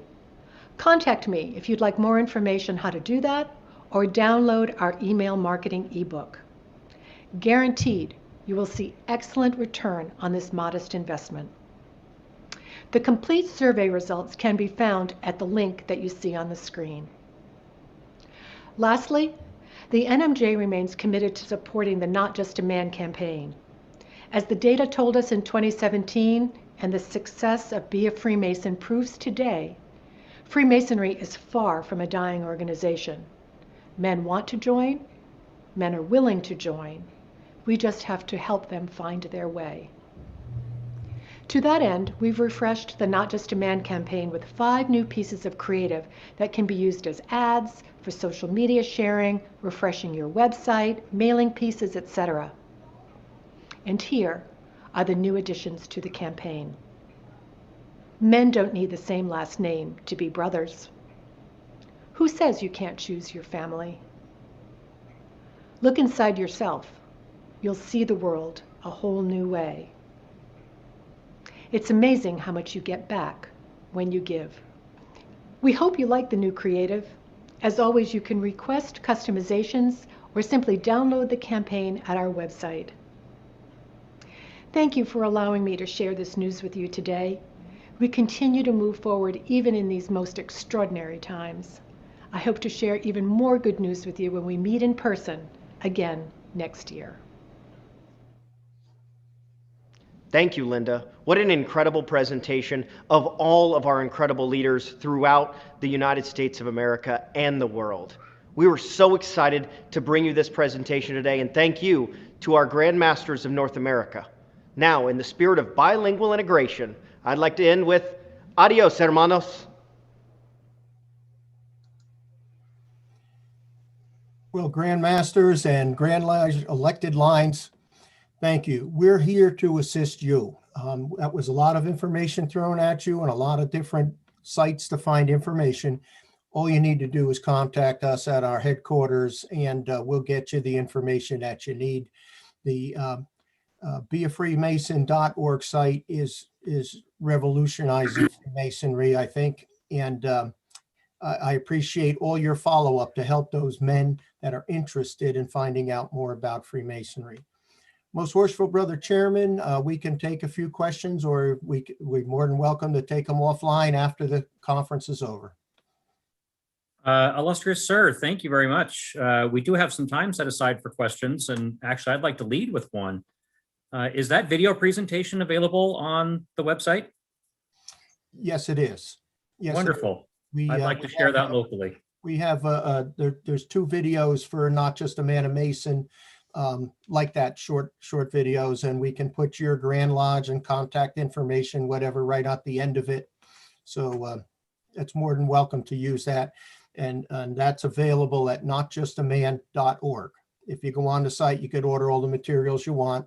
We'll customize them for you and send it back to you electronically. And guess what? No charge, because Masons like free. In addition to that, Most Worshipful, both Shriners, Scottish Rite Southern and Northern at 5 p.m. today, we'll be putting that on social media. Wonderful. That video presentation. Wonderful, thank you. brethren all, are there any additional questions for regarding the beafreemason.org website or any of the wonderful services that they provide? Yeah, Steve Zimmerman, Idaho. I just wonder if there's a chance we could see that link to the stats again for a second. I couldn't write fast enough to get it, or if that'll be shared. I'll see if I'll one of share my it here in just a second. Cool. Mr. Chairman, Stephen Petrie, Grand Lodge, Connecticut. Brother Gatley, I understand you had to slow down your market, your ad buys to promote the site during the COVID situation. I was wondering, are you going to turn the faucet back on again? Yes, Grandmaster. I'll let Linda comment on that. Yeah, I think we've just started to turn the faucet back on. We did slow it down because Grand Lodges were getting inundated and the follow-up was just difficult. Linda, could you make a comment on that? Yes. Yes. Good afternoon, everyone. As soon as we have the best sense that Grand Lodges and local lodges are back up and running, which is happening more and more every day, we're doing it incrementally. We're turning the faucet back on a bit right now to warm up the audience again and to get things going. And as we come back online, so to speak, and be able to meet in person across the country, we'll be going again full bore. It's hard to gauge when exactly the full steam ahead will happen, but as soon as we can, we will. And if I may add one more thing that we weren't sure that we would really have it ready for the presentation today, but I'm happy to say that in addition to the websites being translated into French and Spanish, all of the previous print ads for the Not Just a Man campaign have been translated, and those new ones that you saw today have also been done, and they're also available in French and Spanish as well. And Mr. Chairman, if I may ask one more question, this is Stephen Petrie from Connecticut again. Please. We've been working with Grandview, who is our membership management program, using a technology called webhooks to enable applications going through our system to be able to go directly into Grandview, so we can use Grandview to track everything. We've asked a few times to have the Not Just a Man, to be a Freemason.org website do the same thing.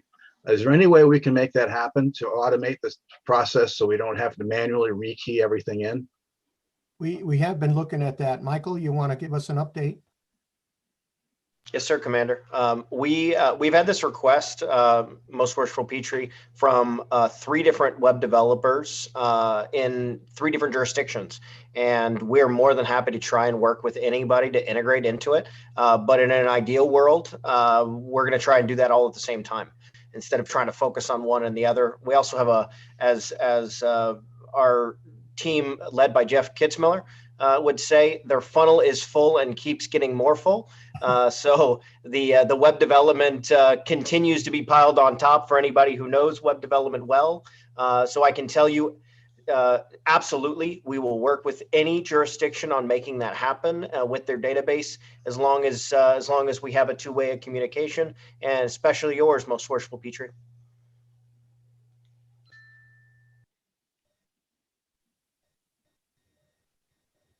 Were we able to come up with those statistics?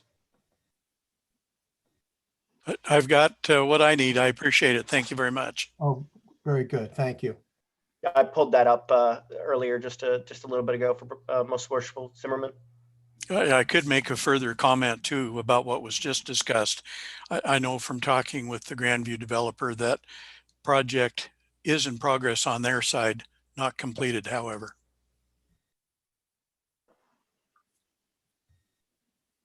Wonderful. Well, speaking for Utah, we get very frequent inquiries coming through the beafreemason.org website.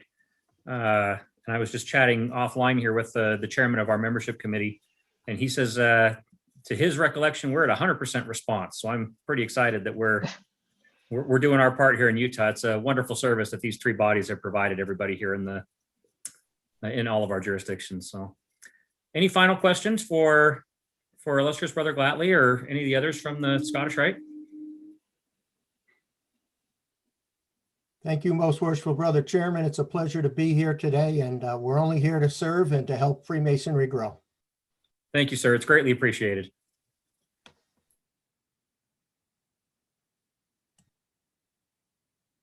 Moving on. I believe I saw Most Worshipful Brother Christoph Bosbach from the Grand Master of the United Grand Lodges of Germany. Sir, yes, I'm here. Good evening. Good evening, sir. Good evening. Pardon? Would you like to give us an update on the World Conference? Yes, yes. So good evening from my side in Europe, from here, from my home office in Cologne, Germany. It is a good evening. It's already 9 o'clock in the evening. And thank you very much for giving me the opportunity for several minutes to show you all the news about the World Conference of regular Grand Lodges, which will take place 2021 in November in Berlin. And let me just start with a short 3 minutes video. Oh, that works.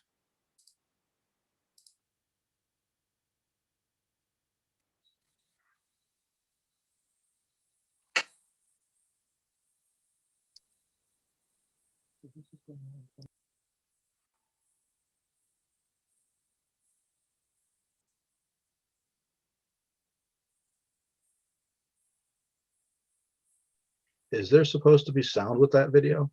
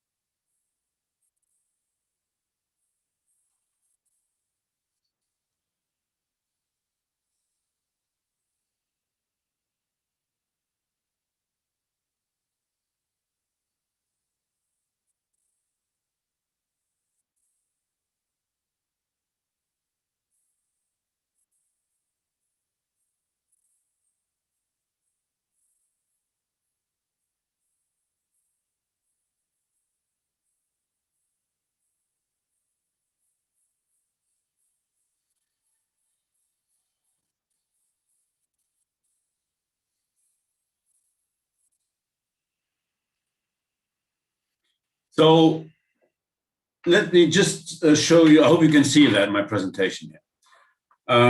Let me just talk a few slides about what we're doing. So I can say, welcome to Germany, welcome to Berlin. We will hold the 17th World Conference of Regular Masonic Grand Lodges in November 2021 in Berlin. Germany has a special situation, as we're very proud of having an organization where 5 Grand Lodges, including the American Canadian Grand Lodge, which is a member of your conference, are under one umbrella, under the umbrella of the United Grand Lodges of Germany. The discussions, meetings, and breakout sessions of the World Conference will take place in these wonderful 3 classical Grand Lodge buildings in Greater Berlin. And the main focus, the main content that we will talk about, that we will work on, is about future developments and digital transformation, its influence on international Freemasonry. It will be the digital revolution, and to talk about its influence on social behavior, the question about Freemasonry and the internet, what's that? What is the influence? The opportunity of Freemasonry's obligations towards the societies it is embedded in, the optional need of reflecting changes in the world to our way of communications. And the second main item will be everything about the pandemia experiences. So what could we learn in times of pandemia or even quarantine? Can Freemasonry be an alternative to understand the world? And is that the question people are mostly asking now after these 12 months? The opportunity of Freemasonry's obligation in times of great questions of meanings. Are we going back to a normal life as we know it from before? Or do we have to accept a new normal life? So, and how did the lodges in the world handle the pandemia days?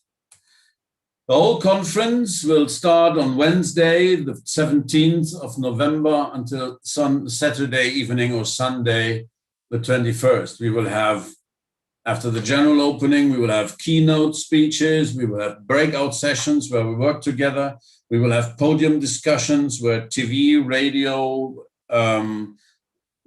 YouTube, and some social media cameras are invited.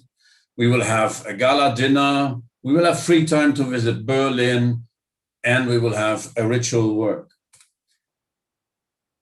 Berlin is an old city, but Berlin is also a very prospering and very modern city. And the places and the hotels that we got reservations are 5 of them. The main hotel is the Intercontinental. We have the Ellington Hotel, the Pestana, the Berlin Hotel. But you all should have got or will get in the next 2-3 weeks an email to your office, your Grand Secretary, or to yourself with the ability and the ask for registration for the World Conference, and everything will be in there. So at the end, that's it.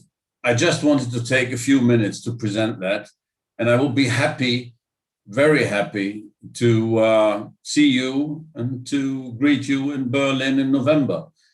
At the moment, the status is that we have already registrations from about 30 Grand Lodges in the world, including already 4 from the United States.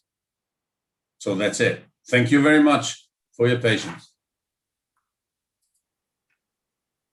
Thank you, Most Worshipful Sir. So if there's any question, I can ask it, or just send me an email. Brethren, any questions you'd like to ask about the World Conference? I have one question. This is Stephen Petrie from Connecticut again. Yes. Would you need to be a sitting Grandmaster to be able to attend? I guess the question is, who is invited? Okay. It is invited every regular Grand Lodge with a minimum of 50 recognitions, which is very easy for you. The delegation is for 2 people, for 2 persons, which should be always the Grand Master or his representative, and the Grand Secretary or Grand Chancellor and his representative. So that means the Grand Master or the Deputy Grand Master together with the Secretary or the Deputy Secretary.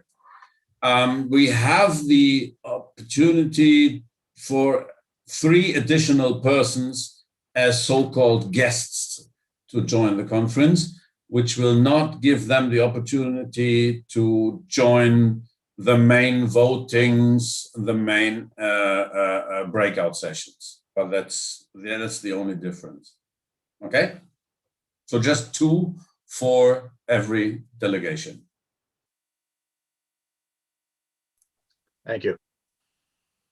Pleasure. Great. Well, thank you again, Most Worshipful Sir. Thank you. Pleasure for me. And you have a great evening. Thank you. So, brethren, we're pushing about 2.5 hours into the conference. So let's take a 10-minute break. And if we round that up, we'll be back here at 1:30 p.m. Mountain Time, 3:30 p.m. Eastern Time. And we'll wrap up the rest of our business then. So 12 minutes according to my clock.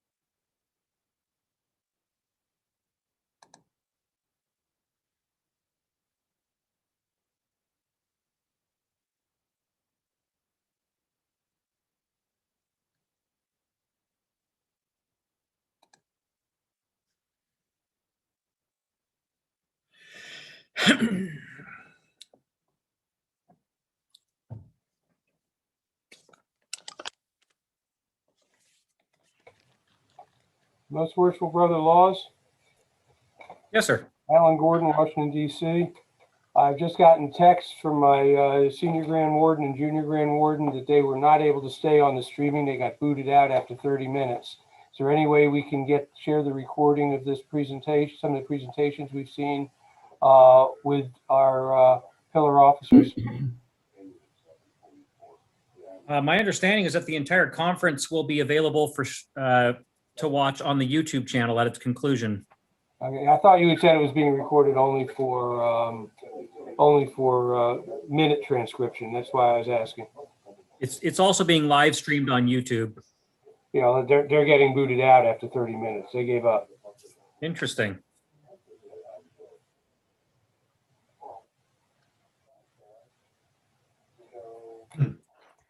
Hey, Dan, I've had it on my secondary computer the whole time, and I can still see everything on the YouTube channel, just for information. Great.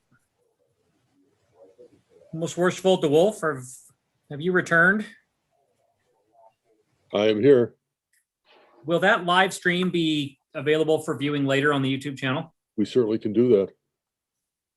Wonderful. I'd also like to point out that the video presentation for the colors and the video presentation for the World Conference, I don't believe there was any audio. We're gonna put those up separately. The World Conference was run through his computer in Germany. We're working right now to make sure that we got the settings right for the next two videos. That's what I'm on it for now.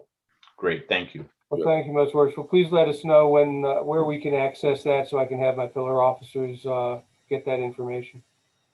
Will do. Thank you.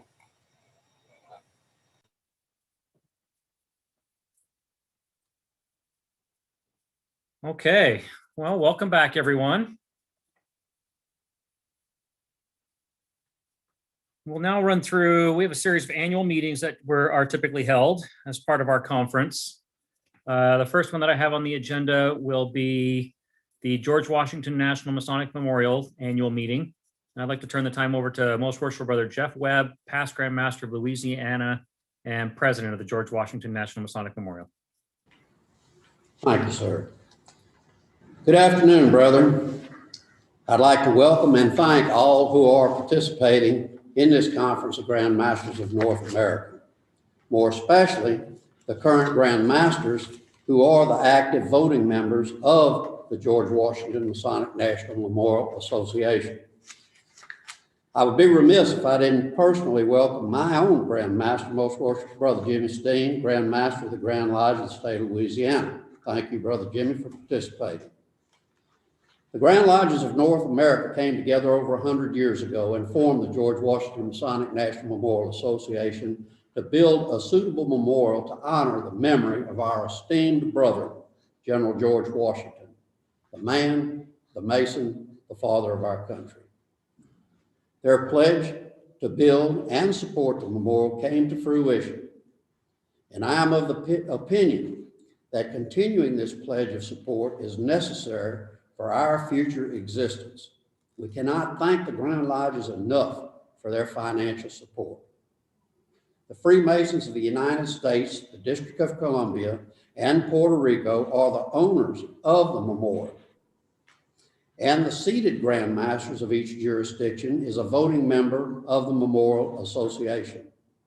I therefore beg your attention as we convene our annual business meeting and ask you to vote on new board members, officers, and bylaw amendments. I'm Jeff Webb, past Grand Master of Louisiana and President of the George Washington Masonic National Memorial Association. I declare a quorum present and call the 111th annual meeting of the George Washington Masonic National Memorial Association to order. I will entertain a motion to dispense with the reading of and approval of the minutes of the 110th annual meeting as printed and distributed to the active members. So moved. Second. It has been moved and second. All in favor, signify by saying aye. Aye. Aye.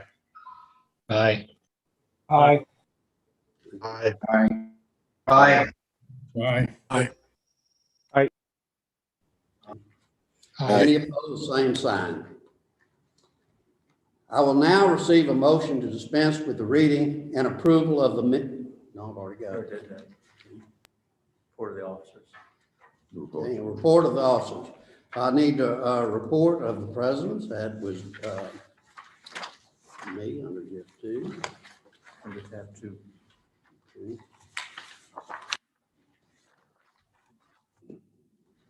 I hope and pray that all had a blessed, safe, and happy holiday season. As we look back at the past year, we can feel both sorrow and joy.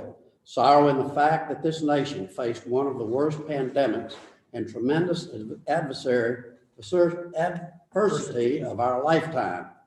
Sorrow for those who died from COVID-19 virus or other causes, including 2 of our distinguished board members, Most Worshipful Brother Stephen J. Ponzello, past Grand Master, and Most Worshipful Brother John R. Bo Klein, past Grand Master.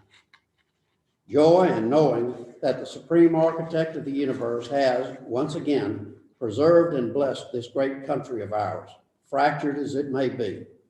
Joy in knowing that we have yet another chance to preserve our constitutional rights and freedoms given to us by our founding fathers. Joy in knowing that Freemasonry, although down in numbers, is as strong and relevant as ever. 2020 is the year nobody planned for. As the board prepared the Memorial's 2020 budget in 2019, no one ever thought that the memorial would be closed down for months and then opened on a very limited basis. The memorial suffered financially due to loss of operating revenue, but our well-seasoned executive director, Brother George Seggers, successfully guided the memorial through the troubled waters. We were blessed to have retained all of our full-time employees, and they did a marvelous job under great duress. This accomplishment could not have been achieved without the financial support of our Grand Lodges and brethren. Our gratitude goes out to all who contributed to this worthy endeavor. As we are still faced with financial constraints, we ask and pray for your continued support, ever remembering that the memorial is yours. As I depart the board, I can sum up my feelings by saying that my 12-year tenure on the board of directors was a blessing. I had the opportunity to work and travel with some of the top Masonic leaders in the country. During the exchange of ideas at our meetings, I learned from each of these board members and thank them for their willingness to share their knowledge and wisdom. Each contributed freely of his time, talent, and energy to support the memorial and bring it forward. None of these board members or officers ever sought recognition. They only desired to fulfill the mission of the memorial, to inspire humanity through education, to emulate and promote the virtues, character, and vision of George Washington, the man, the Mason, the father of our country. And they did that.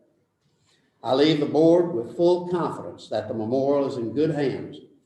Not only will soon close out our first 100 years since the memorial cornerstone was set, but to carry it forward into the beginning of its second century.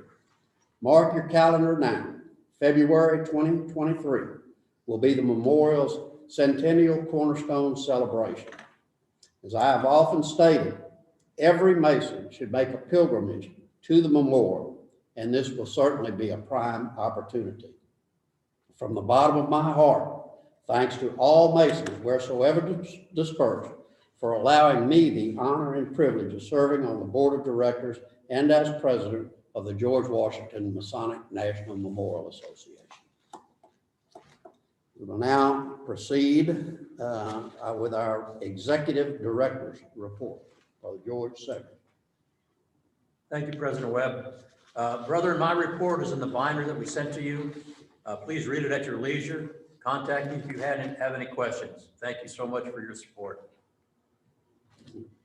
We will entertain a motion to dispense with the reading of the dispense and approve the reports of the executive director as printed and distributed to the active members. So moved. Second. Okay,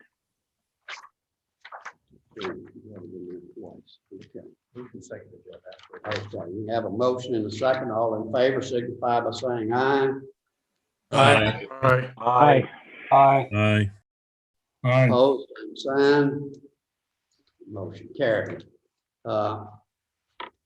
Brethren, we will now hold election of the board members of the board of directors.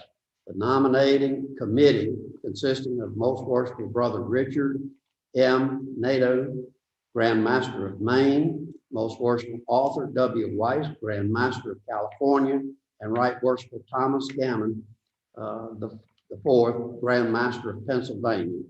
And they present the following brethren for your consideration as members of the board of directors of the George Washington Masonic National Memorial Association to serve a term of 3 years. All of the brothers have been contacted and are willing to serve if elected. They are as follows: Alan W. Adkins, past Grand Master of Virginia; Louis J. Castle II, past Grand Master of Nevada; Robert L. Darling, past Grand Master of Minnesota; Paul F. Gleason, past Grand Master of Massachusetts; Robert G. Davis, Grand Master of Oklahoma; Thomas K. Sturgeon, past Grand Master of Pennsylvania; Scott A. Thomas, past Grand Master of Arizona. Might want to ask for a poll. Ask for a poll on this rather than voice vote. We're asking for a poll of voice vote. Brethren, all in favor of receiving? We don't want a voice vote. You want to ask for a poll, a real vote on this, Jeff. Ask for a poll. Ask for a poll. We would like a poll on these nominees. It's up there already. It's up there already.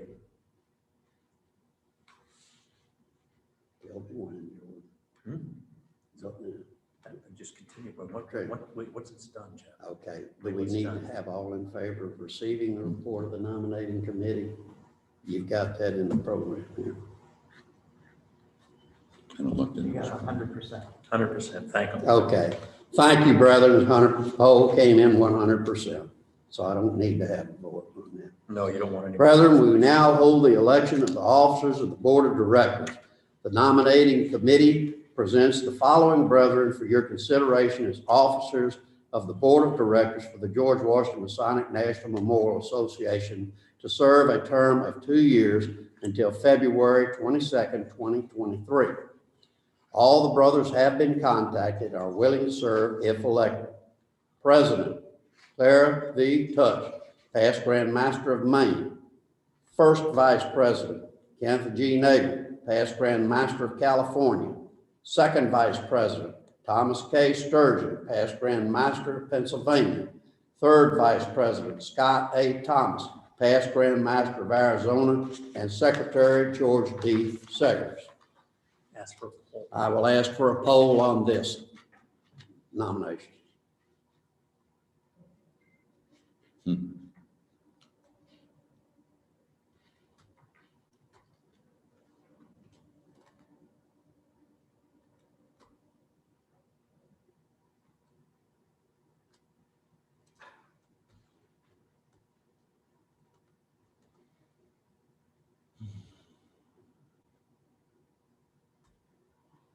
I guess all in voted.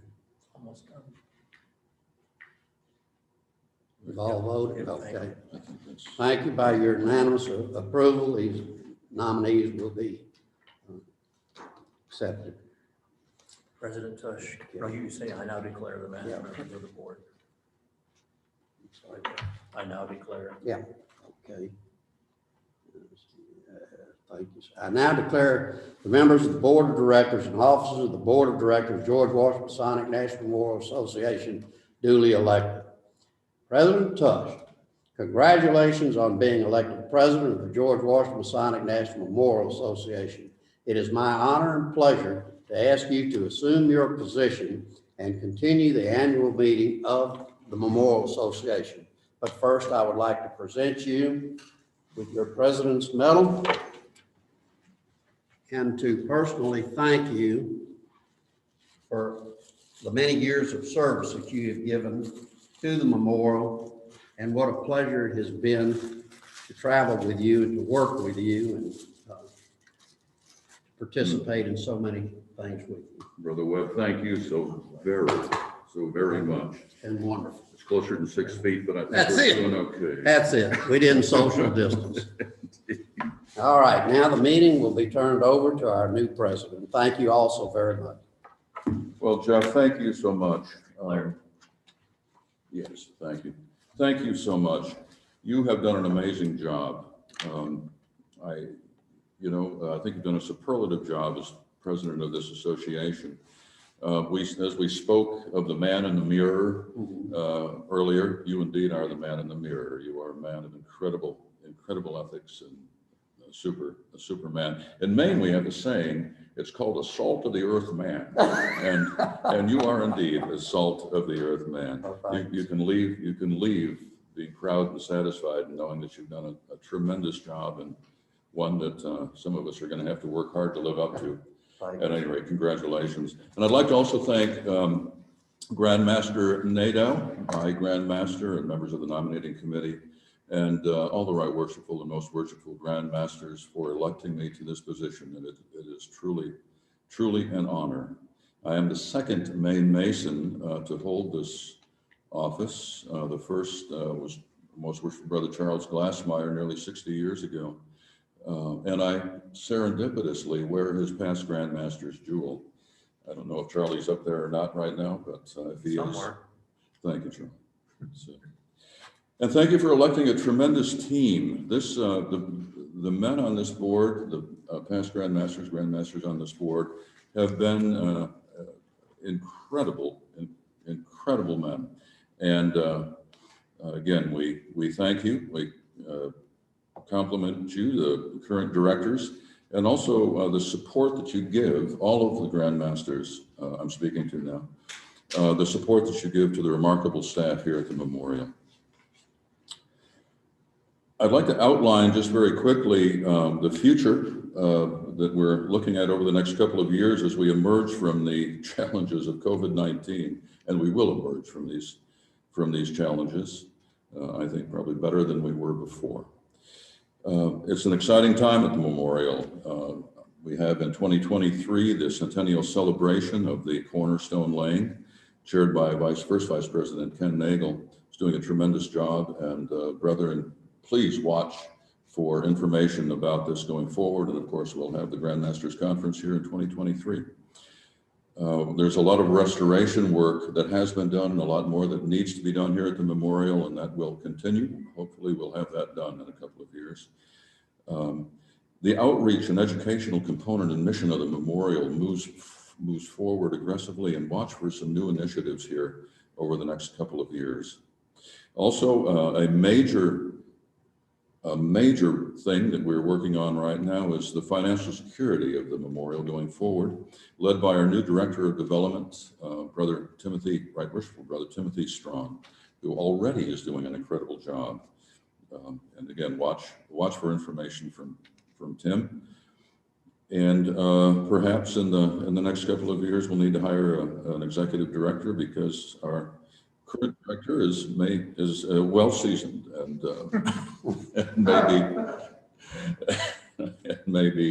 maybe ready to take a break. So it's astonishing to think that over 100 years ago, men like Callahan Waters, Shyrock, and many others, men of great vision and fortitude, conceived of and constructed a memorial to honor His Excellency Brother George Washington, to extol his virtues, and to radiate the light of Freemasonry to the world in the 21st century. This vision is manifested today by Masons from every state and the District of Columbia and Puerto Rico, and indeed around the world. Today, you've elected a president from the easternmost state in the country, and a vice president from the Pacific coast, and board members from all across this great nation. It's up to each one of us, each and every one of us, to keep our heritage and this great memorial supported and growing in its mission and service. It's up to us as individuals and as Freemasons to support and sustain and perpetuate our memorial and its mission. its mission to inspire humanity through education, to emulate and promote the virtues, the character, and the vision of George Washington, the man, the Mason, and the father of our country. It's also up to us to inspire those who would follow us. So once again, I thank all of you from the bottom of my heart for this incredible opportunity and honor and the trust that you've reposed in me. And now, my most worshipful and right worshipful brothers, we have business to do, work to do. I would direct you to the proposed changes to the bylaws of the Masonic Memorial Association. Our board looked at the bylaws, as we do, review them regularly, and felt that just some changes needed to be made. Many are housekeeping changes, and a couple speak to highlighting our fiduciary responsibility going forward. Brethren, you have copies of the proposed changes to the memorial bylaws, the association bylaws, and per our bylaws, these changes will require a unanimous vote to be adopted. Now, the proposed changes have been proposed by 5 active members of the association. Most Worshipful Brother James E. Steen, Grand Master of Louisiana. Most Worshipful Brother Richard M. Nadeau, Grand Master of Maine. Most Worshipful Brother Arthur M. Weiss, Grand Master of California. Right Worshipful Brother Thomas Gammon IV, Grand Master of Pennsylvania. And Most Worshipful Brother Boyd Robertson, Grand Master of Arizona. Now, you all received these. I don't know if you had a chance to review them yet. I wonder if we might have a poll to see if Grand Masters need time to review these, or if we could just go right ahead with a vote or questions.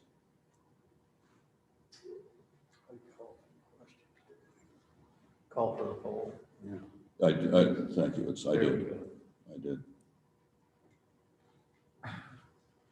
Masters. This is Rich Dickershot from Ohio. Can you rephrase the question in a yes or no fashion, please? I'm sorry. Since these bylaw changes have been previously sent to each of you, if you have had ample time to review them, I would ask you to vote yes, you have had ample time to review them. And we can go directly into a vote or answer questions as needed.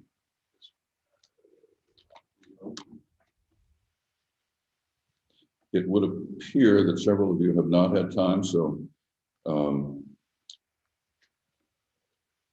we'll offer a few minutes for you to review those changes.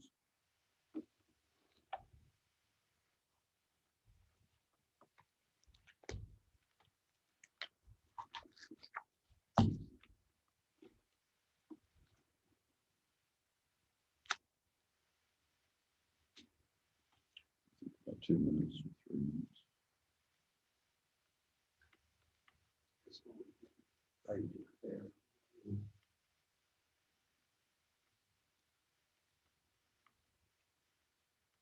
I might ask that since the poll is still up, when you have reviewed them, perhaps you could change your no vote to a yes. Would that work, Brother Mike? I never received anything on what you're talking about. I'm the Grand Master of Illinois. I wonder if it's the cold weather that slowed down. I don't know. George Went to the Grand Lodge office. Yeah, George has sent them out to every Grand Lodge.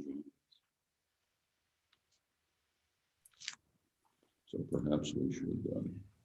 I'm the Grand Master of Louisiana, and I received it, signed it, and sent it back.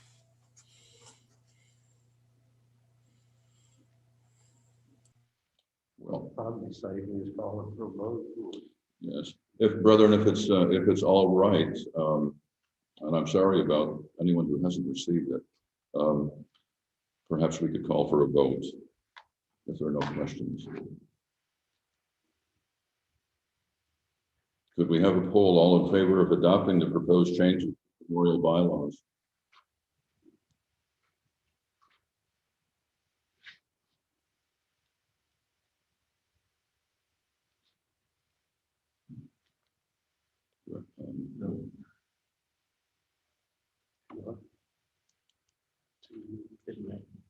No.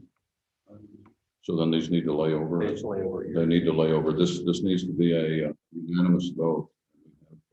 Three noes. So brethren, we will work hard to get these bylaws out to you ahead of time for the next conference. This does need to lay over them. All right. Well, thank you. Thank you all. I too would like to acknowledge the passing of our board members, Brother Steve Ponzillo from Maryland and Brother John Klein from Alaska.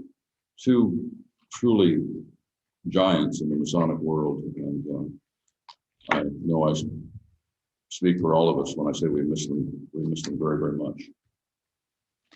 I would also like to thank and recognize the retiring members of the board of directors for their support and their efforts on behalf of the memorial. Our board members serve for 3 years and then rotate off the board of directors. This is done to allow all of our 52 active member Grand Lodges the opportunity to serve on the board. These brethren have done an outstanding job for the last 3 years, and we thank them for their dedication, hard work, and the input, and for all that they have done for the memorial. I am truly appreciative of their service on the board. They've done a tremendous job. It includes Michael Rodman of South Dakota, John Ryan of New Jersey, Tom Sturgeon of Pennsylvania, Scott Thomas, and Jack Webb of Arizona, Louisiana. Grandmaster Sturgeon and Grandmaster Thomas will both be returning to the board. You have just elected them to the executive committee, where they serve 2-year terms in each office until president. I now, at this juncture, we would normally invite to the floor to present contributions any Grand Lodges that have a contribution for us.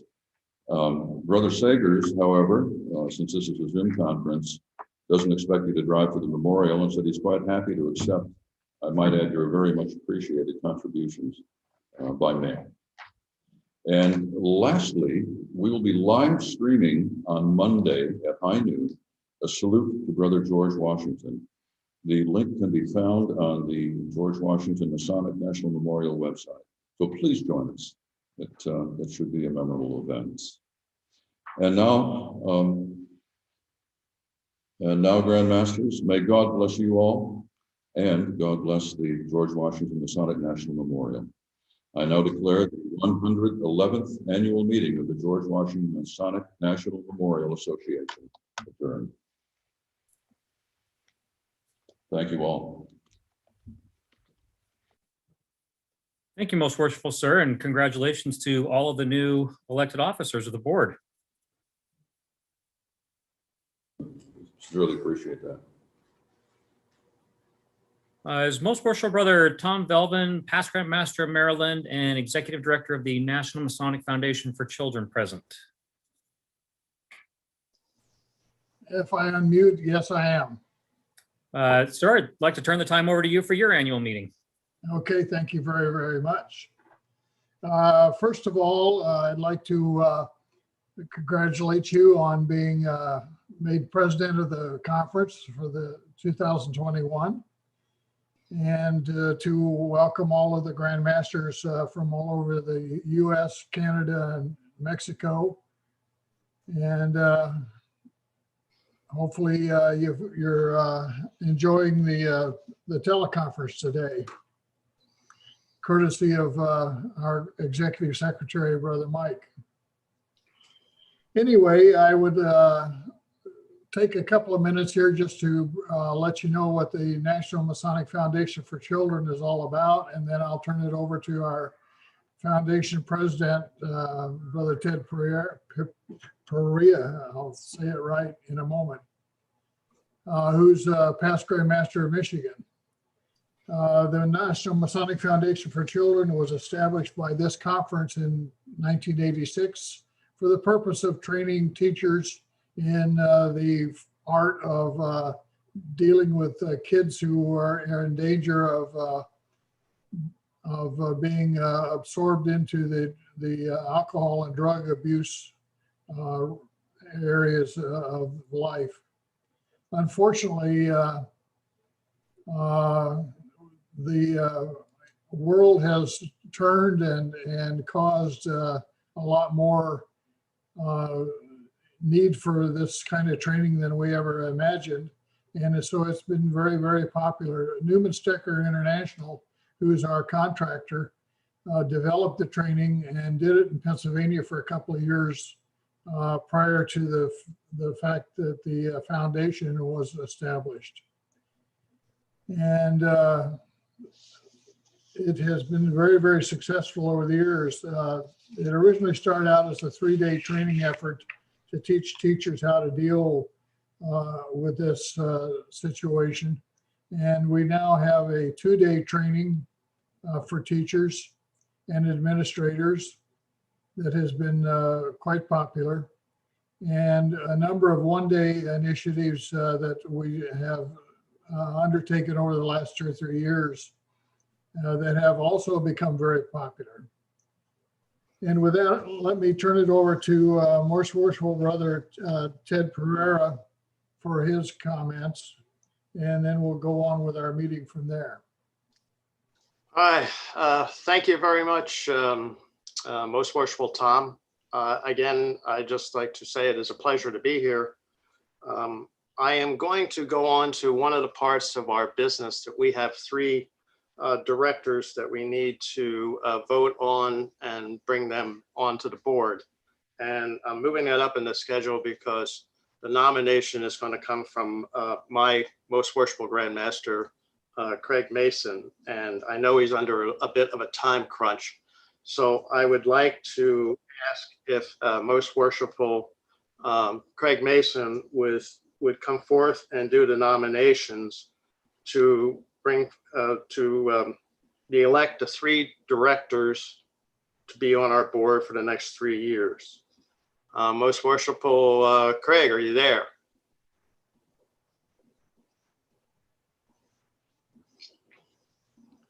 I don't hear him. We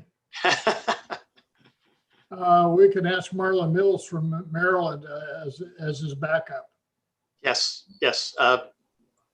Many of you don't know this, but Most Worshipful Craig has a very personal family issue that's going on right now, and we weren't sure whether he would be able to be here to do this. So we have a backup plan, and go ahead, Tom.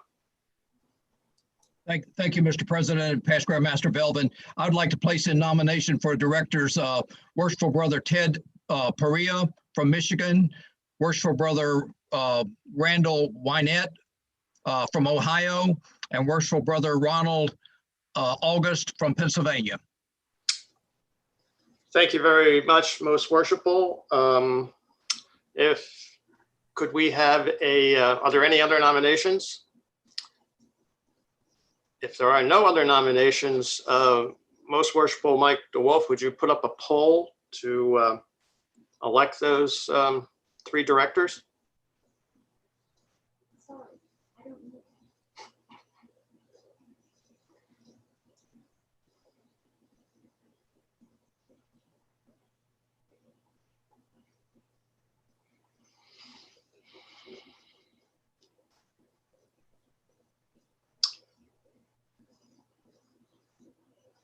Well, thank you very much. We've all been together, and we thank you very much for allowing us to serve another 3 years on this fantastic foundation. Before I turn over to Tom to get into some of the nitty-gritty of what we are on our what's happened in the past year, I just would like to actually provide my personal observations of where we've been, if you will indulge me. Looking back to New Year's Eve in 2019, when I and my lady Karen were enjoying a early dinner at our favorite restaurant, then going home to usher in the year of 2020 with hopeful anticipation of the future plans we had for the next year. We all know that old adage, the best laid plans of mice and men. Well, the year 2020 definitely had different plans. By March, as you know, most of the country was in lockdown in some form or another due to the pandemic. Restaurants, movie theaters, gyms, churches, hair salons, manufacturing, and schools were all shut down. We now have parents that could work from home, doing so along with their children in virtual classrooms. This contributed to added stress to our children and their parents, but also to our teachers and administrators. Our teachers had to shift gears almost overnight from in-person teaching to virtual teaching, with almost no training on how to convert their lesson plans to virtual. I happen to know this firsthand because my lady's one daughter is a school teacher, and I know what they struggled through. This also caused your foundation to cancel all in-person trainings for 2020, even though now during this time, our program is needed more than ever to help our teachers recognize and help our kids. I have listened to teachers that are struggling because they cannot see what is going on with their kids because the students are turning off their cameras. We have all read articles in the paper of that child that has been so depressed because he hasn't had that interaction with his friends or can no longer participate in his chosen sport due to the pandemic. And because of this, has committed suicide. More than ever, this program needs to succeed. But thankfully, through the help of our administrator and with the help of some other bright people, they thought if the schools are doing virtual training, why can't we? So basically, we had to adapt to survive. Our trainers, who are past educators with years of experience, were skeptical on how they could handle this virtual training, especially doing what they call their breakout sessions. We actually established virtual workrooms where small groups could go off and work on their assignments virtually, the same as in person, plus also allowing our trainers to pop into those virtual workrooms to monitor the interaction and offer advice. You've heard that other old adage, you can't teach an old dog new tricks. And some of our trainers are old dogs. Sorry, Larry. Well, guess what? We proved that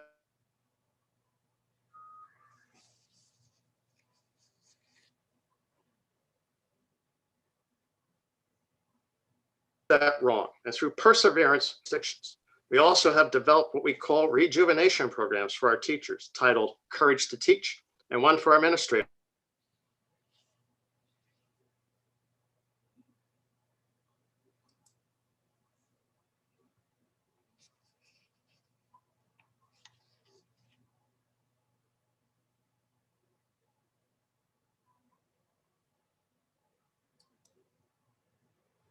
I think most worshipful Brother Ted's internet service has decided to leave him for a Courage moment. to lead, especially now. Thank you. Okay. Anyway, most worshipful Brother Ted's comments were germane to what happened in 2020. We ended up having to cancel all of our in-person training that we had scheduled. We were able to do in-person training in January and February, but from then on, things got really muddied, so we ended up having to cancel all of our scheduled dates. So we ended up doing about 50 total days of training in 2020. Most of it was done virtually, courtesy of Illinois, Ohio, and Arizona. Illinois, we did, I don't know how many one-day training sessions. And in Ohio, we did a couple of 3 virtual trainings for their Youth Day, which we talked about suicide prevention for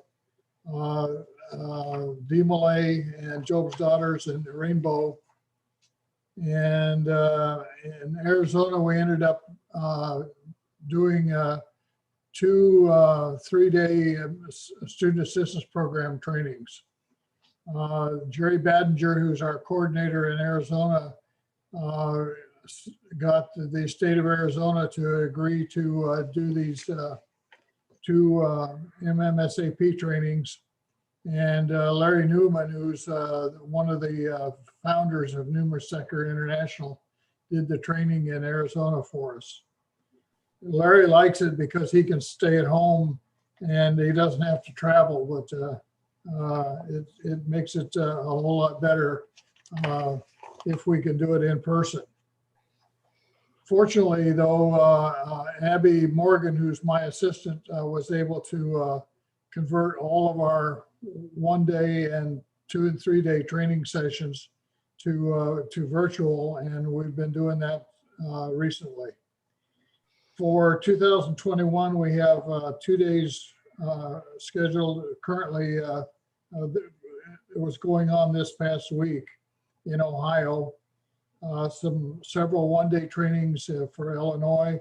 Oregon has a 2-day student assistance training scheduled for April 18th and 19th.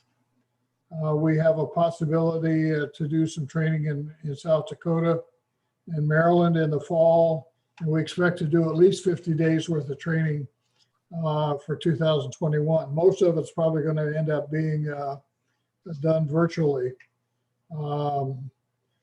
One of the things that we have talked about doing, if I can find my notes quickly, one of the things we're talking about doing is to develop a booster or refresher training for the student assistance program. And that would be probably a 1-day session for teachers and administrators who have been through the student assistance training in the past and need to have their skills brought up to date and new techniques described and that sort of thing. One of the things we talked to our coordinators about, and we had a meeting with the coordinators 1 day last week to discuss this, is to allow the coordinators to find a single or maybe more than one individual in a given jurisdiction and get them signed up for a national training course where they would attend virtually. Once the training is completed, then we would bill the given jurisdiction that they're from according to the cost of the training. I don't have any specific information on cost at this time, but we can put that out at a later date. In 2020, because of the pandemic, we did encounter some financial difficulties. We had run our accounts down to kind of a bare minimum. We thank 3 jurisdictions for stepping up and providing us with some additional support financially. And that carried us through the end of the year and actually into the beginning of this year.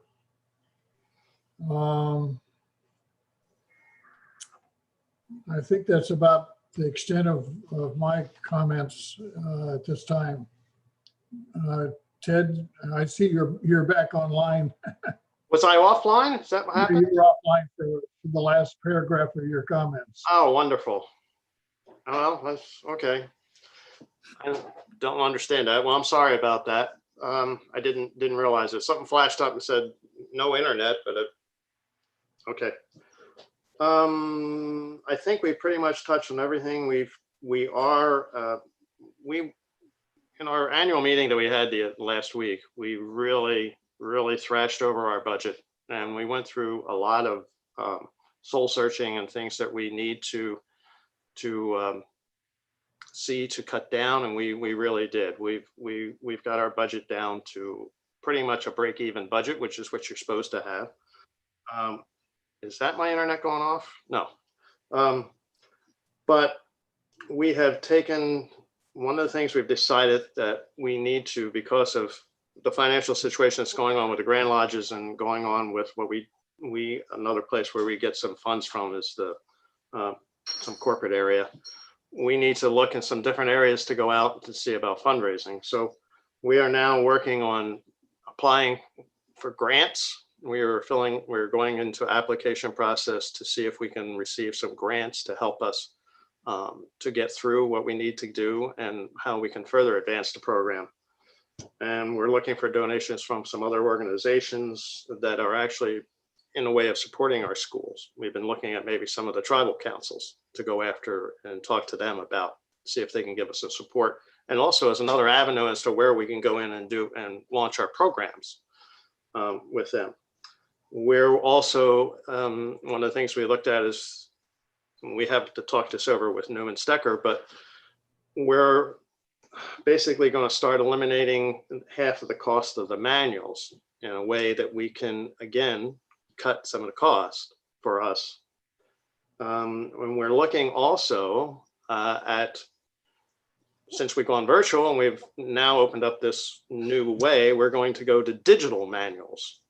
And that way we can reduce a lot of the cost of the printing that we have.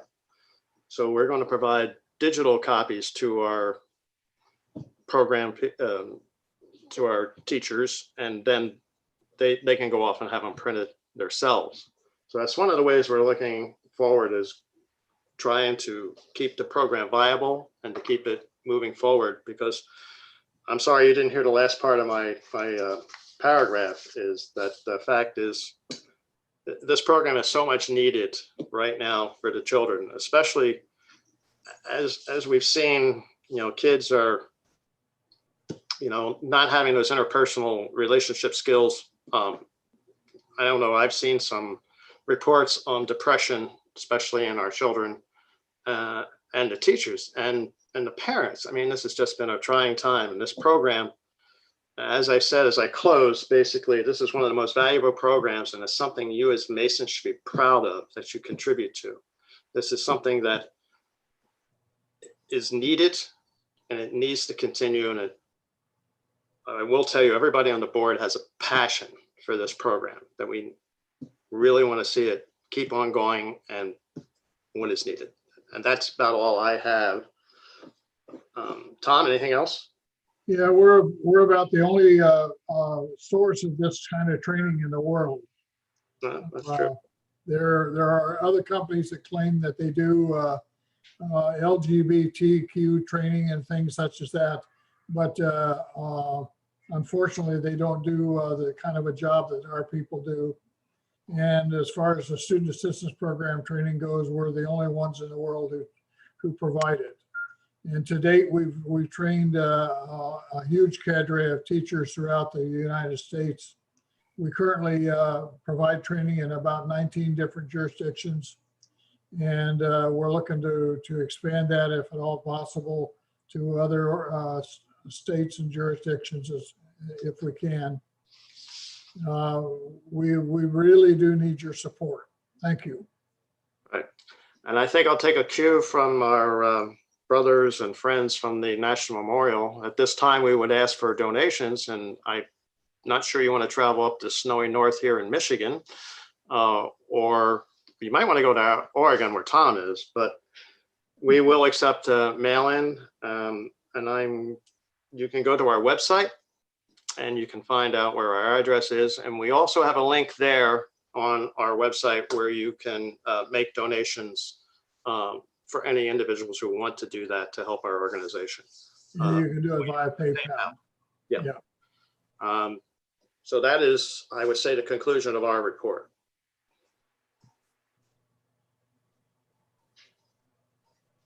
And we'll turn it back to you, Grandmaster.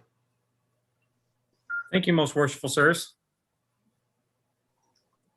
Most Worshipful Brother Craig Davis, past Grand Master of Iowa and Chief Operating Officer of the Masonic Service Association. Can I turn the time over to you for your annual meeting? Thank you, Most Worshipful Grand Master. Most Worshipful Brothers, Right Worshipful Brothers, distinguished brothers, and brethren-all. I bring you greetings on behalf of the commissioners of the Masonic Service Association of North America. The commissioners are as follows. Most Worshipful Brother Lanny R. Sander, past Grand Master from Oklahoma, and he serves as the chairman of the commissioners.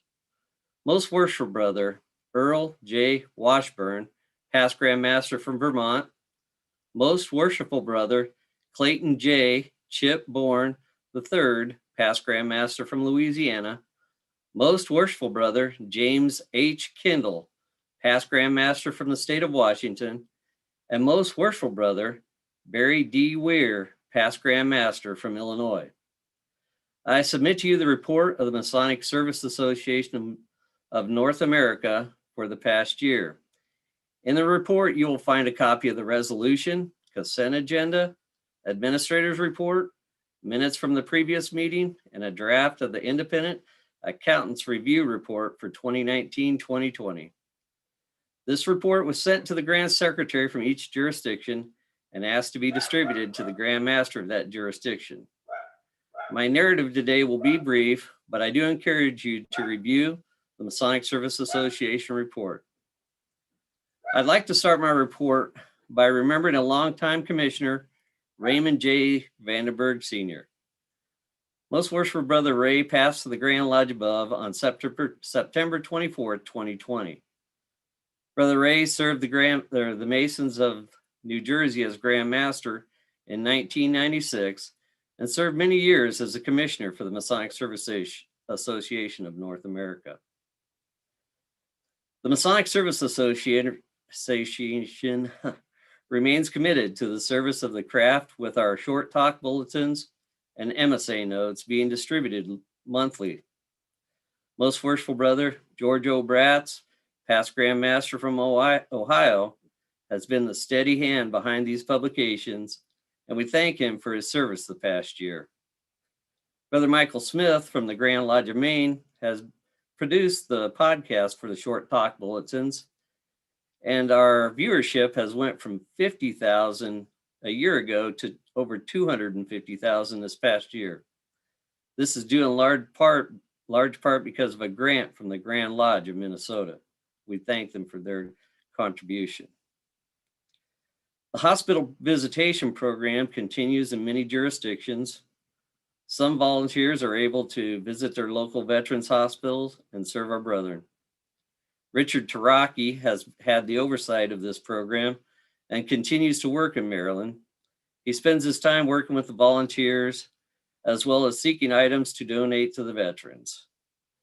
The MSA, Masonic Service Association, continues to be part of the Veterans Administration Veterans Services. We continually work with them and have representation at the national level in the VAVS.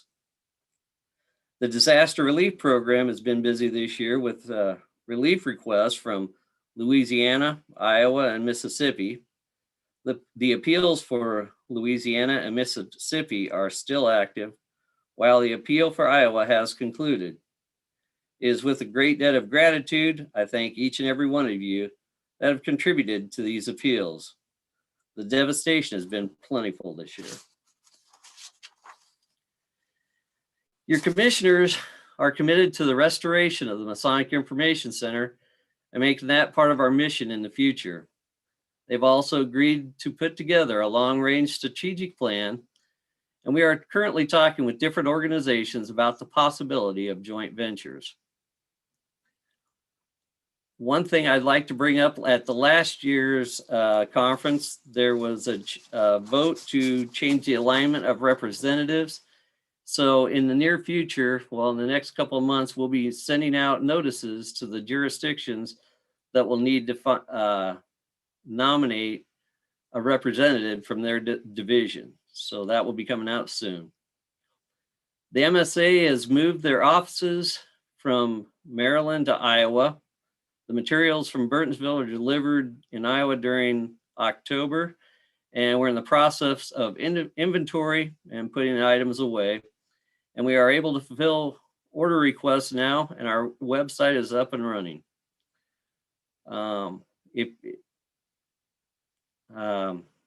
Things just continue to progress here in Iowa.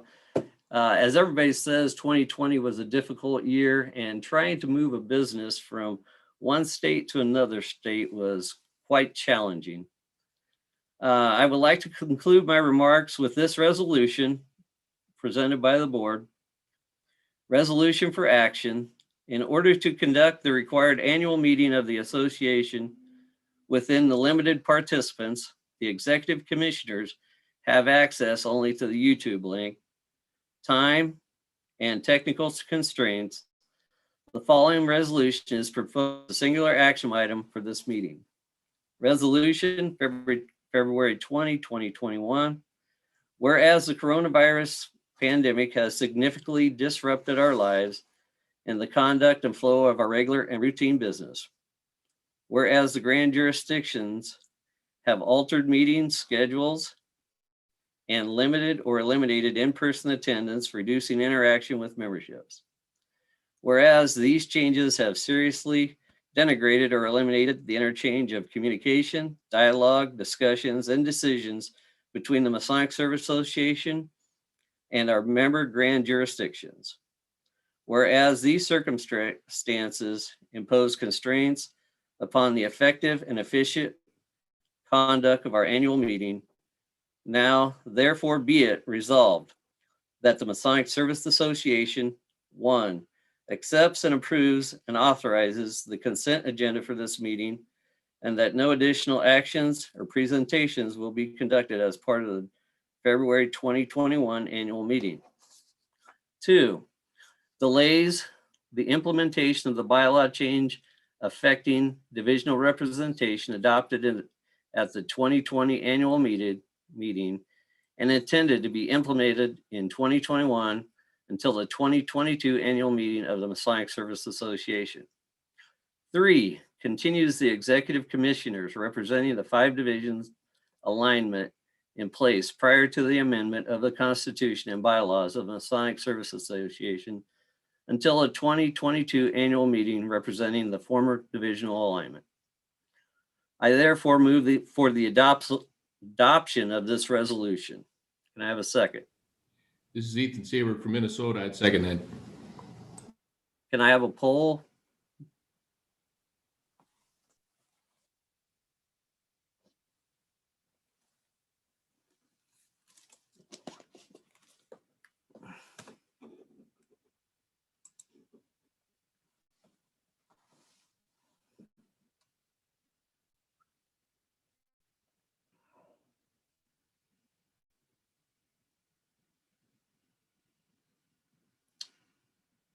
All right, I thank you for the adoption of that resolution.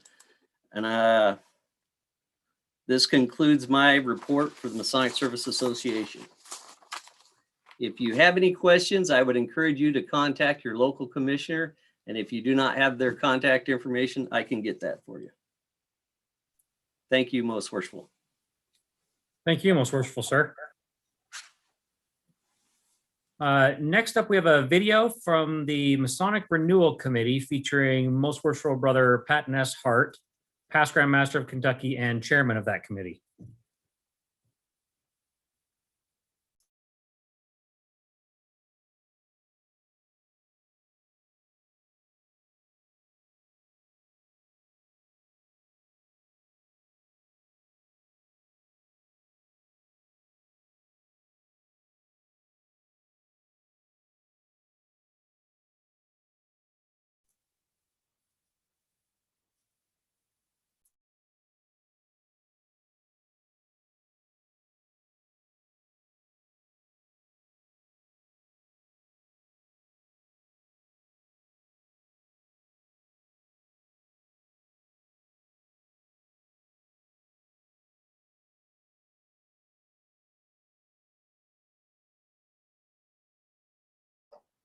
You know, I'm not hearing any sound.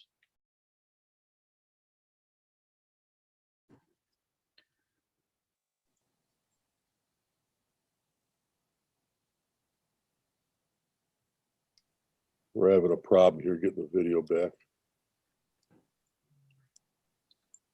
Right Worshipful Grandmasters all. This is Craig Mason up in Michigan, and I got blocked out. I wanted to come in on the vote for past Grandmaster Brother Ted, and I just got blocked out, and so I couldn't speak. I had trouble with the mechanism here with mute and unmute, but then it went blank, and then I came back on. So, you know, Ted and I worked together. Brother Ted, Most Worshipful Brother Ted and I worked together on the program up in Michigan, and I'm very proud of him. So I just wanted to say that, you know, and I had my brother pass away here, you know, this last night. So I just been kind of, you know, running a little bit with the family, but my apologies to all.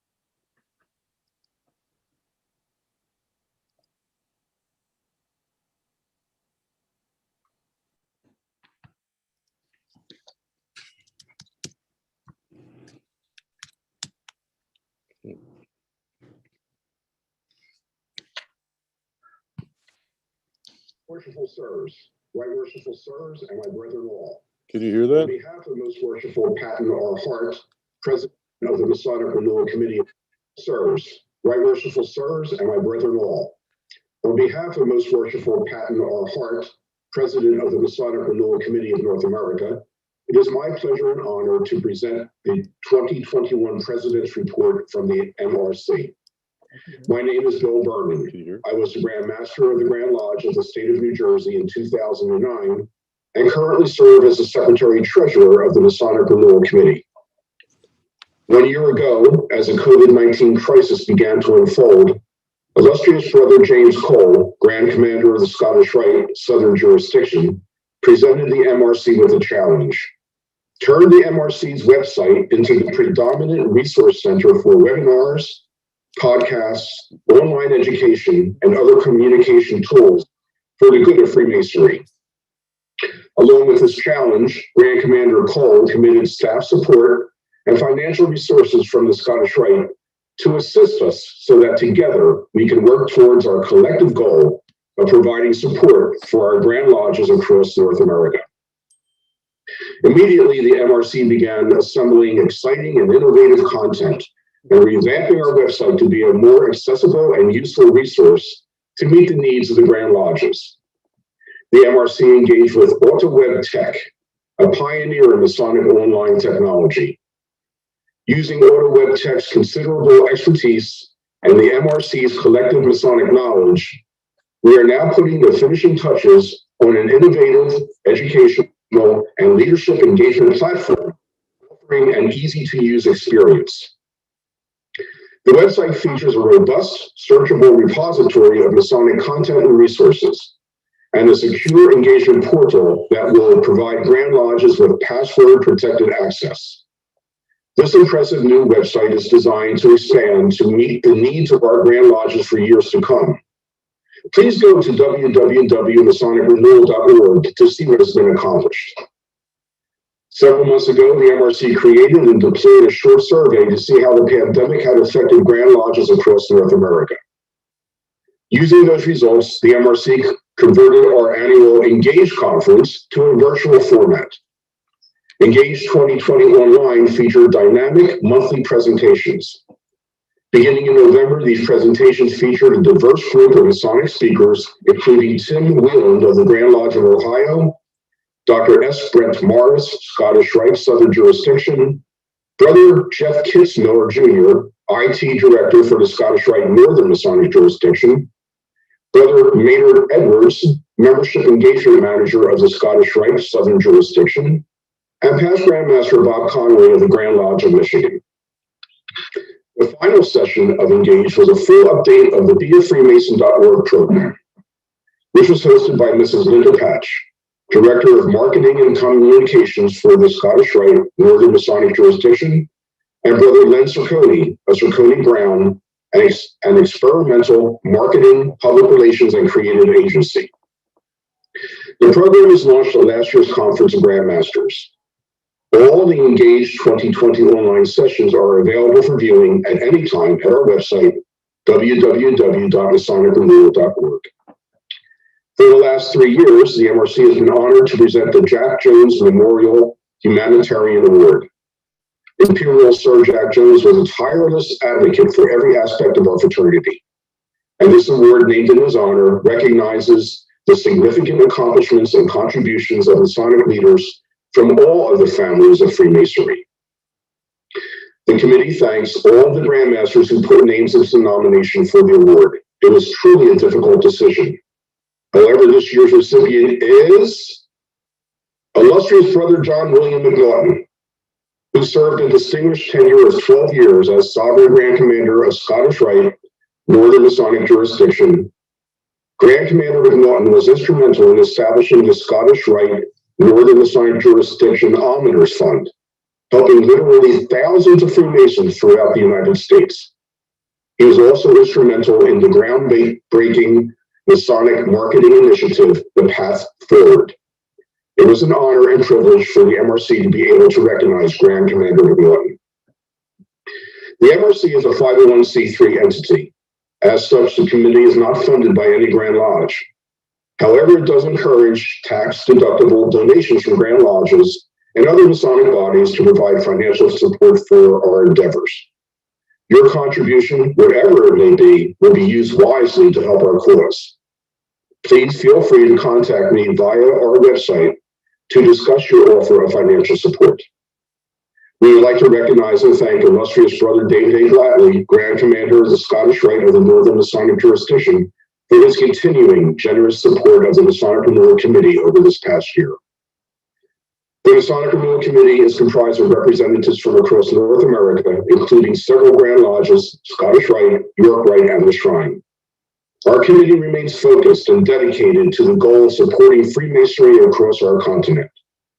After one of the most difficult years that any of us can remember, the Masonic ideals of brotherly love, belief, and truth are needed now more than ever. Freemasonry alone can provide the light that is sorely needed, and the MRC stands constantly ready to help your Grand Lodge and local lodges take that light into your communities wherever and whenever it is needed.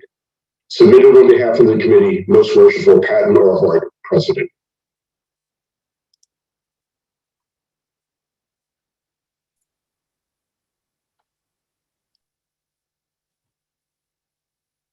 Most Worshipful Brother Mike, will that be everything from the MRC today? That's all I have from the MRC, unless there's somebody, a representative out there who wants to say something. I believe I saw Most Worshipful Brother Hart in the gallery.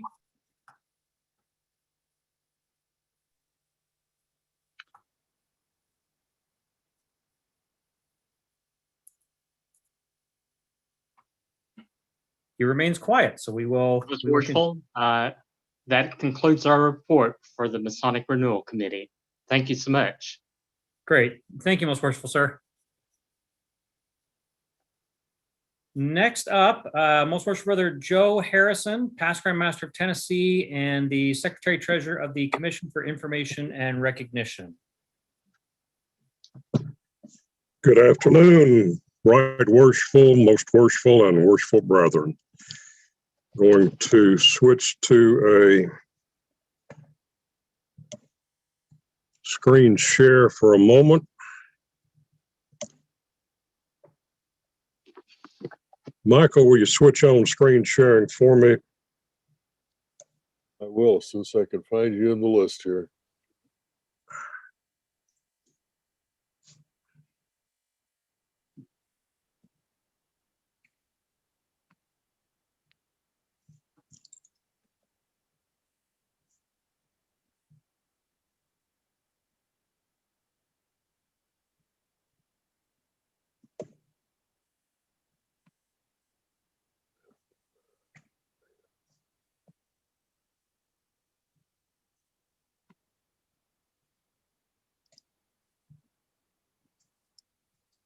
Found you.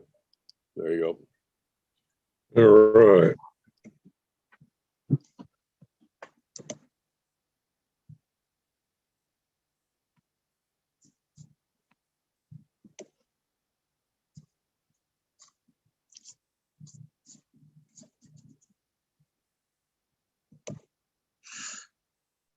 Okay, I hope everyone can see that.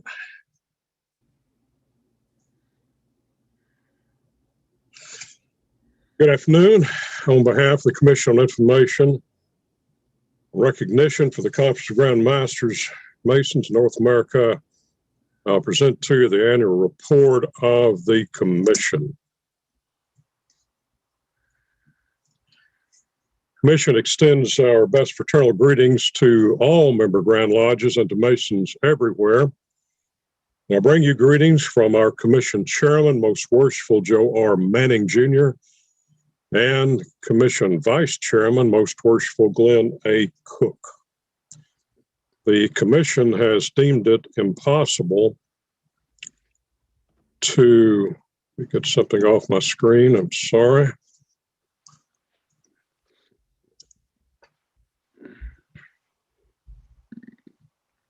Okay.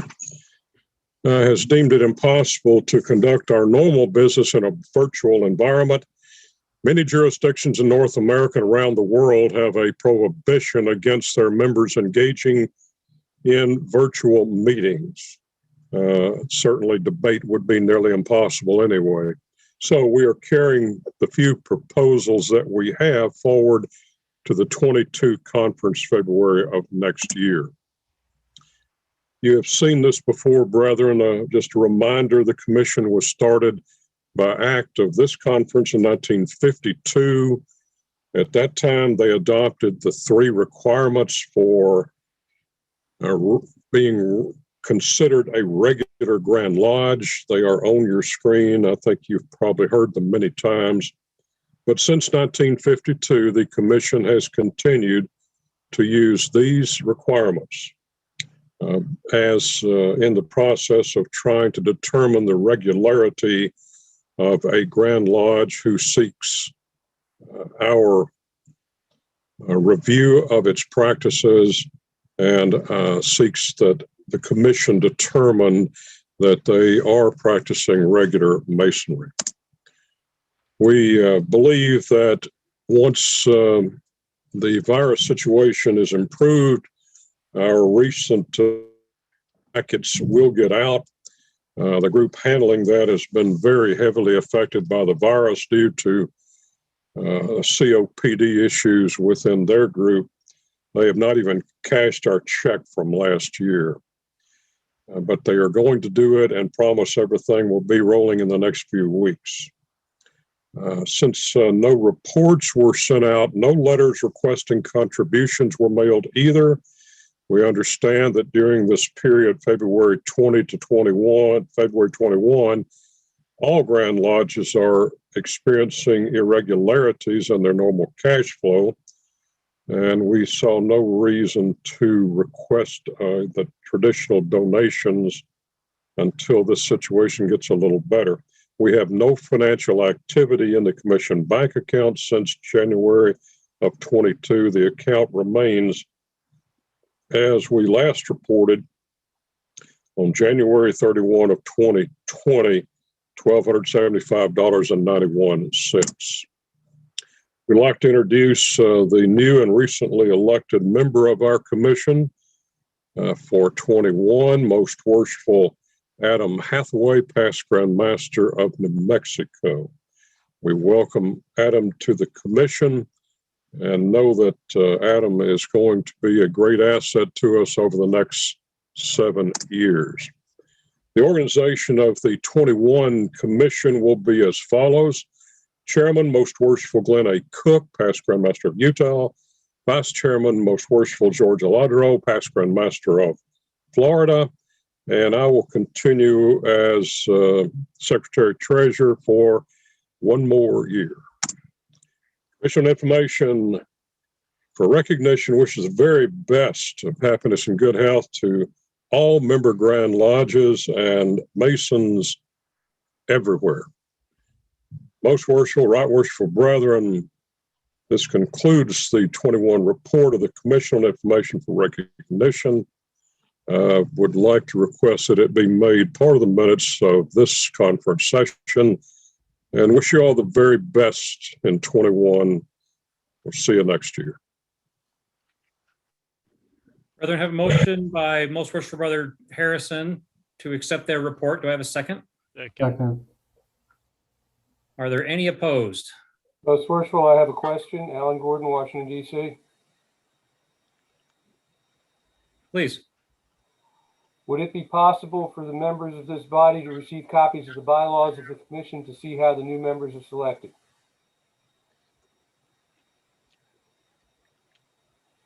Is my mic still on? Yes, sir. Okay. Certainly, we'd be glad to. We rotate through the conferences in North America to make sure every conference is represented. And when a member rotates off the commission, the new incoming member is, when all possible, taken from his conference. The members of that conference are contacted before their conference session and informed that their conference should nominate someone for the new member on the commission. The commission also, members of the commission may nominate someone if necessary. We encourage the conferences to nominate someone. Is that written down anywhere, Most Worshipful? There are bylaws that we can look at? I'll have to look for you. I tell you the truth, I've been doing this for 20 years, and that's just been the way we've done it. And it's the way it was done through 2 secretaries before me. I'll be glad to look and see if there's something in print, but that's the way it works, sir. Thank you, Most Worshipful. I look forward to reading. All right, anybody opposed to accepting the report on the commission? Great. I think motion carries. I think we should do a poll. Very well. Most worshipful brother Mike, will you please put up a poll for this one?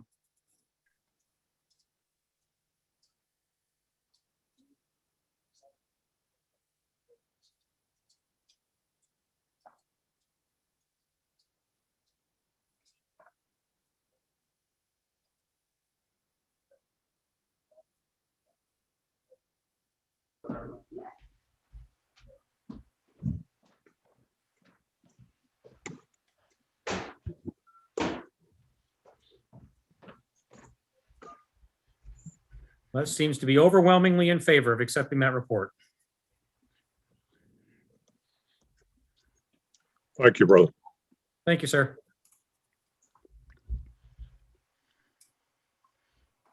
Next will be Most Worshipful Brother Ken Gorgon, Grand Master of, Chairman of the Time and Place Committee.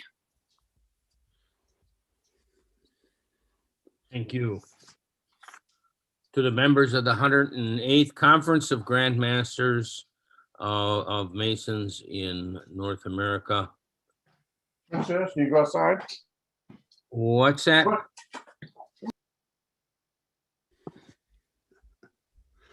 Can you hear me? Yes, sir, we can. Okay, thank you. Thank you for allowing me the opportunity to serve as chairman of the Time and Place. This year, we have not received any bids to host the conference in 2025. However, the following has transpired during the year. Since the 2021 conference has gone virtual, the executive secretary has worked with the Grand Lodge of Washington and the Seattle Weston and negotiated a favorable contract for 2024. With the travel lockdown due to COVID, site negotiations did not occur for Guadalajara, Mexico. The executive secretary has worked with the Grand Lodge of York, Mexico, and they have kindly agreed to move their session to 2025 pending successful negotiation with the hotels. So the committee extends its thanks, and especially me, to Executive Secretary Most Worshipful Michael A. DeWolf for his excellent work in managing the logistics involved in holding our conference. Respectfully submitted, Most Worshipful Kenneth Gorgon, Grand Master, Grand Lodge of Wisconsin. Most Worshipful Brother Chairman, I would ask that this report be spread upon the minutes of this meeting. Motion's been made. Can I have a second, please? Second. Any objection to this motion? Motion carries. Thank you, Most Worshipful sir. And I believe last on our agenda, it will be Worshipful Brother Jeffrey Teeley, District Deputy Grand Master and Chairman of the Grand Lodge of Wisconsin Host Committee, and Brittany Korth for the 2022 site report. Good afternoon, Most Worshifuls, Right Worshifuls, Very Worshifuls, my own Grand Master, Most Worshipful Ken Gorgon of Wisconsin, my DGM, Gary Sting, who I know is watching out there somewhere watching the stream, brothers and other distinguished guests. My name is Jeff Teeley, and I am the District Deputy Grand Master in District 12 for the Grand Lodge of Free and Accepted Masons of Wisconsin. I am also the Chairman for the Grand Lodge of Wisconsin for the Conference of Grand Masters in North America, coming to Milwaukee, Wisconsin in February of 2022. I want to thank you all for this opportunity to talk to you today and to tell you why you want to come to Milwaukee, even in February. Before I tell you why you want to come here, let me give you a very quick history of our city. Milwaukee was originally inhabited by the Algonquin and Ho-Chunk Native American people until about 1818. And the name Milwaukee is an Algonquin word meaning the good, beautiful, and pleasant land. Now, some of you may recognize that phrase from the movies, but I assure you, it really does mean good, beautiful, and pleasant land. I tell you this for a reason, which I will explain to you very shortly. In the 1840s, large numbers of German immigrants arrived here in Milwaukee, and other ethnic groups from Europe soon followed. There were approximately 3 different settlements, all started by Freemasons, mind you, in the area until 1846, when those settlements incorporated to what is present-day Milwaukee. As a Freemason, I'm proud to say that Milwaukee's founding fathers were Masons.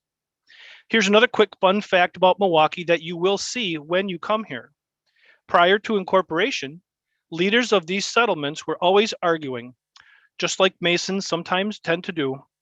So many of the roads that lead north and south to the Milwaukee River did not, on purpose, meet up exactly from one side to the other, and are still not exactly straight today.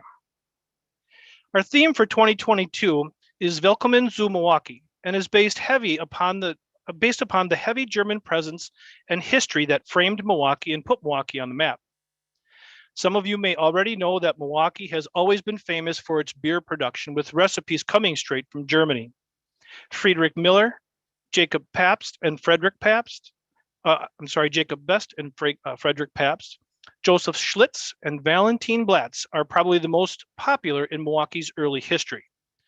But my brothers, for as much as we all like beer, this isn't just about beer. Milwaukee's German history was also about sausage and brats, which we've heard at least twice already today about, and foundries and tanneries and just about everything else German you could think of. Usinger's Sausage Company and Clemens Sausage Company are still in business today and still produce some of the best sausage around.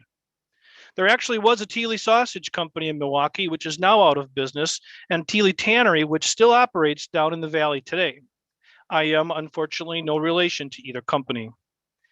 One more interesting fact about Milwaukee's German history is that Milwaukee's first police chief was William Beck, a German-born immigrant who served a span of 23 years as the city's first, 4th, and 6th police chief. As a retired Milwaukee police officer, I'm very proud of that as well. Now, let's get back to the meaning of the name Milwaukee. If you remember, I told you it means the good, beautiful, and pleasant land. When you come to Milwaukee, we will offer you the good, beautiful, and pleasant land which makes up Milwaukee today. We will provide you with Milwaukee brewery tours, world-famous Milwaukee fish fries, the Harley-Davidson Museum, which of course is another reason why Milwaukee is famous, our world-renowned art museum, and being the dairy state, the Milwaukee Market for delicious Wisconsin cheeses, wine, and chocolate from local businesses, and much, much more. Your evening entertainment will be German themed as well, with adult and children ethnic dance groups and German witches. I'm told that the Krampus might also show up one night, so I hope you all will be good and well behaved in 2021. Milwaukee also has a great nightlife if you choose to go out and explore, and we can definitely steer you to the very best restaurants, taverns, tours, and shopping. For the ladies, I haven't forgot about them. We are planning on having a hospitality room, and if space permits, maybe some games to keep the ladies occupied while giving them something to do together while the men are conducting that ever important Masonic business. And here's a hint. The ladies might want to brush up on their cornhole and cribbage skills. A ladies only tour is also being planned for the conference as well. Brothers and guests, I'd like to show you a little video about Milwaukee. Most worshipful brother Mike, can you please start the video?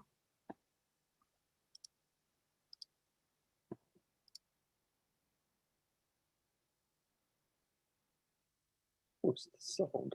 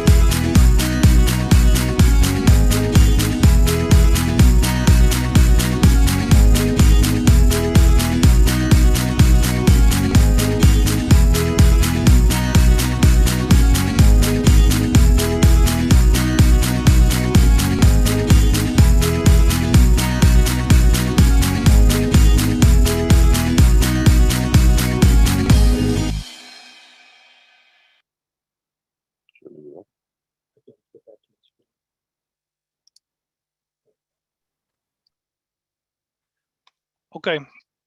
Thank you, Brother Mike. I just wanted to make actually now two quick comments. Number one, yes, Wisconsin is the home of the Packers. So I failed to mention the Packers, and I'm mentioning the Packers. Great team. And I wanted to make another quick comment about the Bloody Marys you saw in that video. Those drinks are really stacked with all that food on them. And brothers, I will show you where to get one.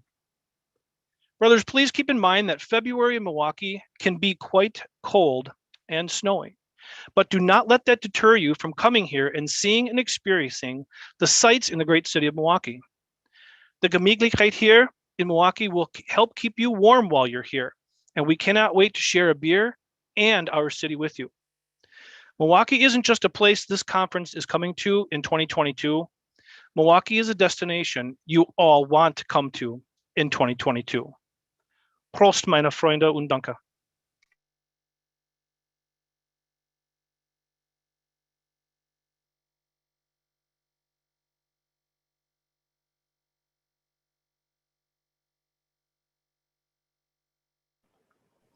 Dan, Most you're worshipful muted. Brother Chairman, you're on mute.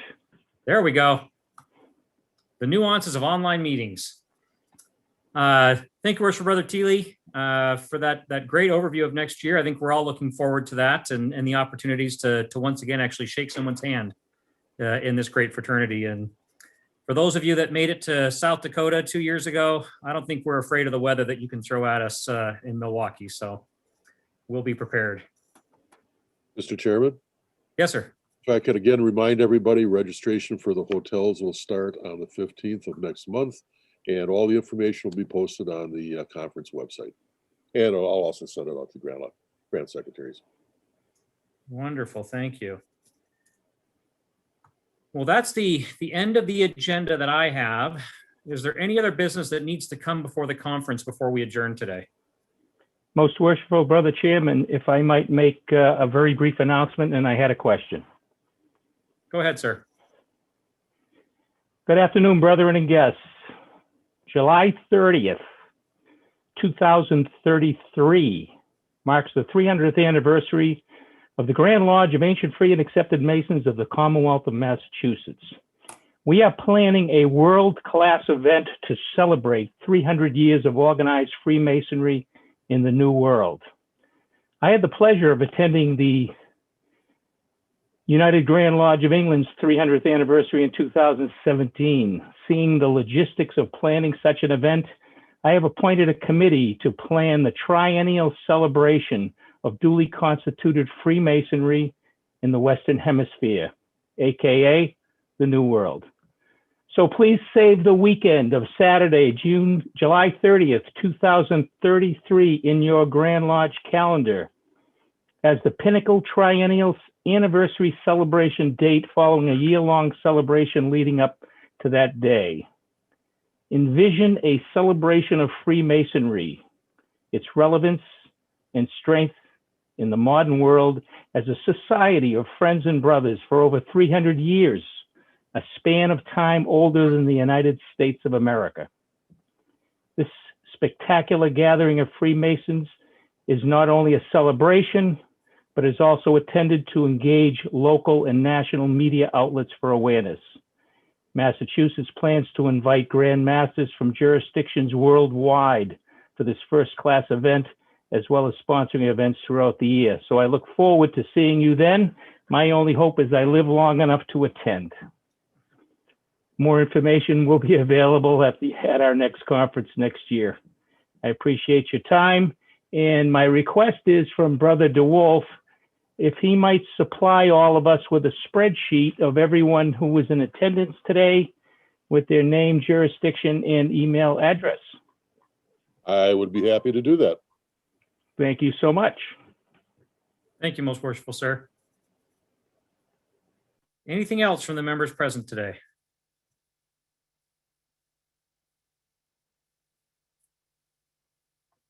I'll take silence as a good sign.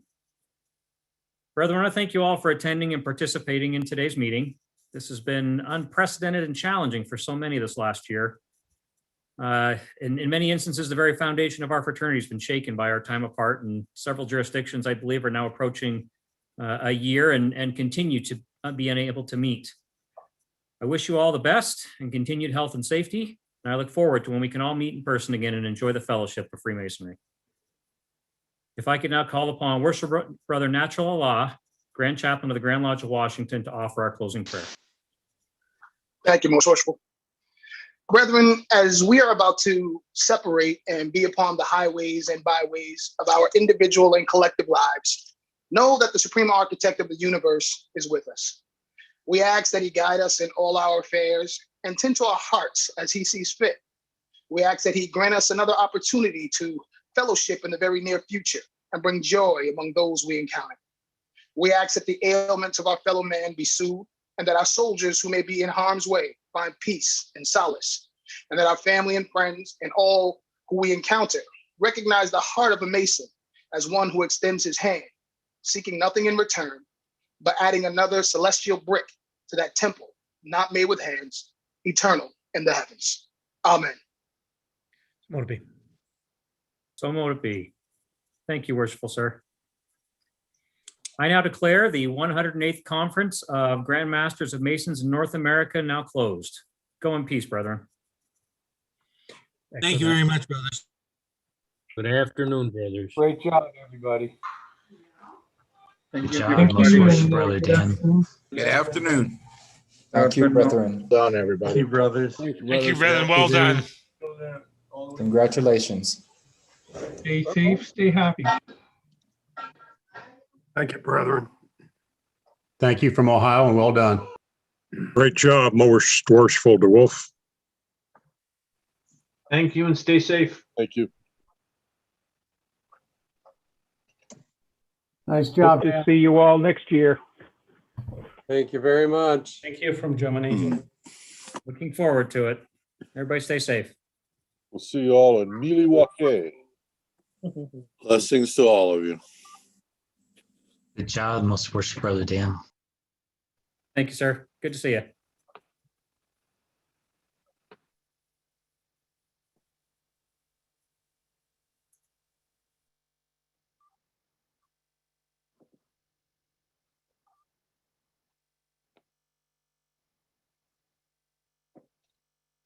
Okay.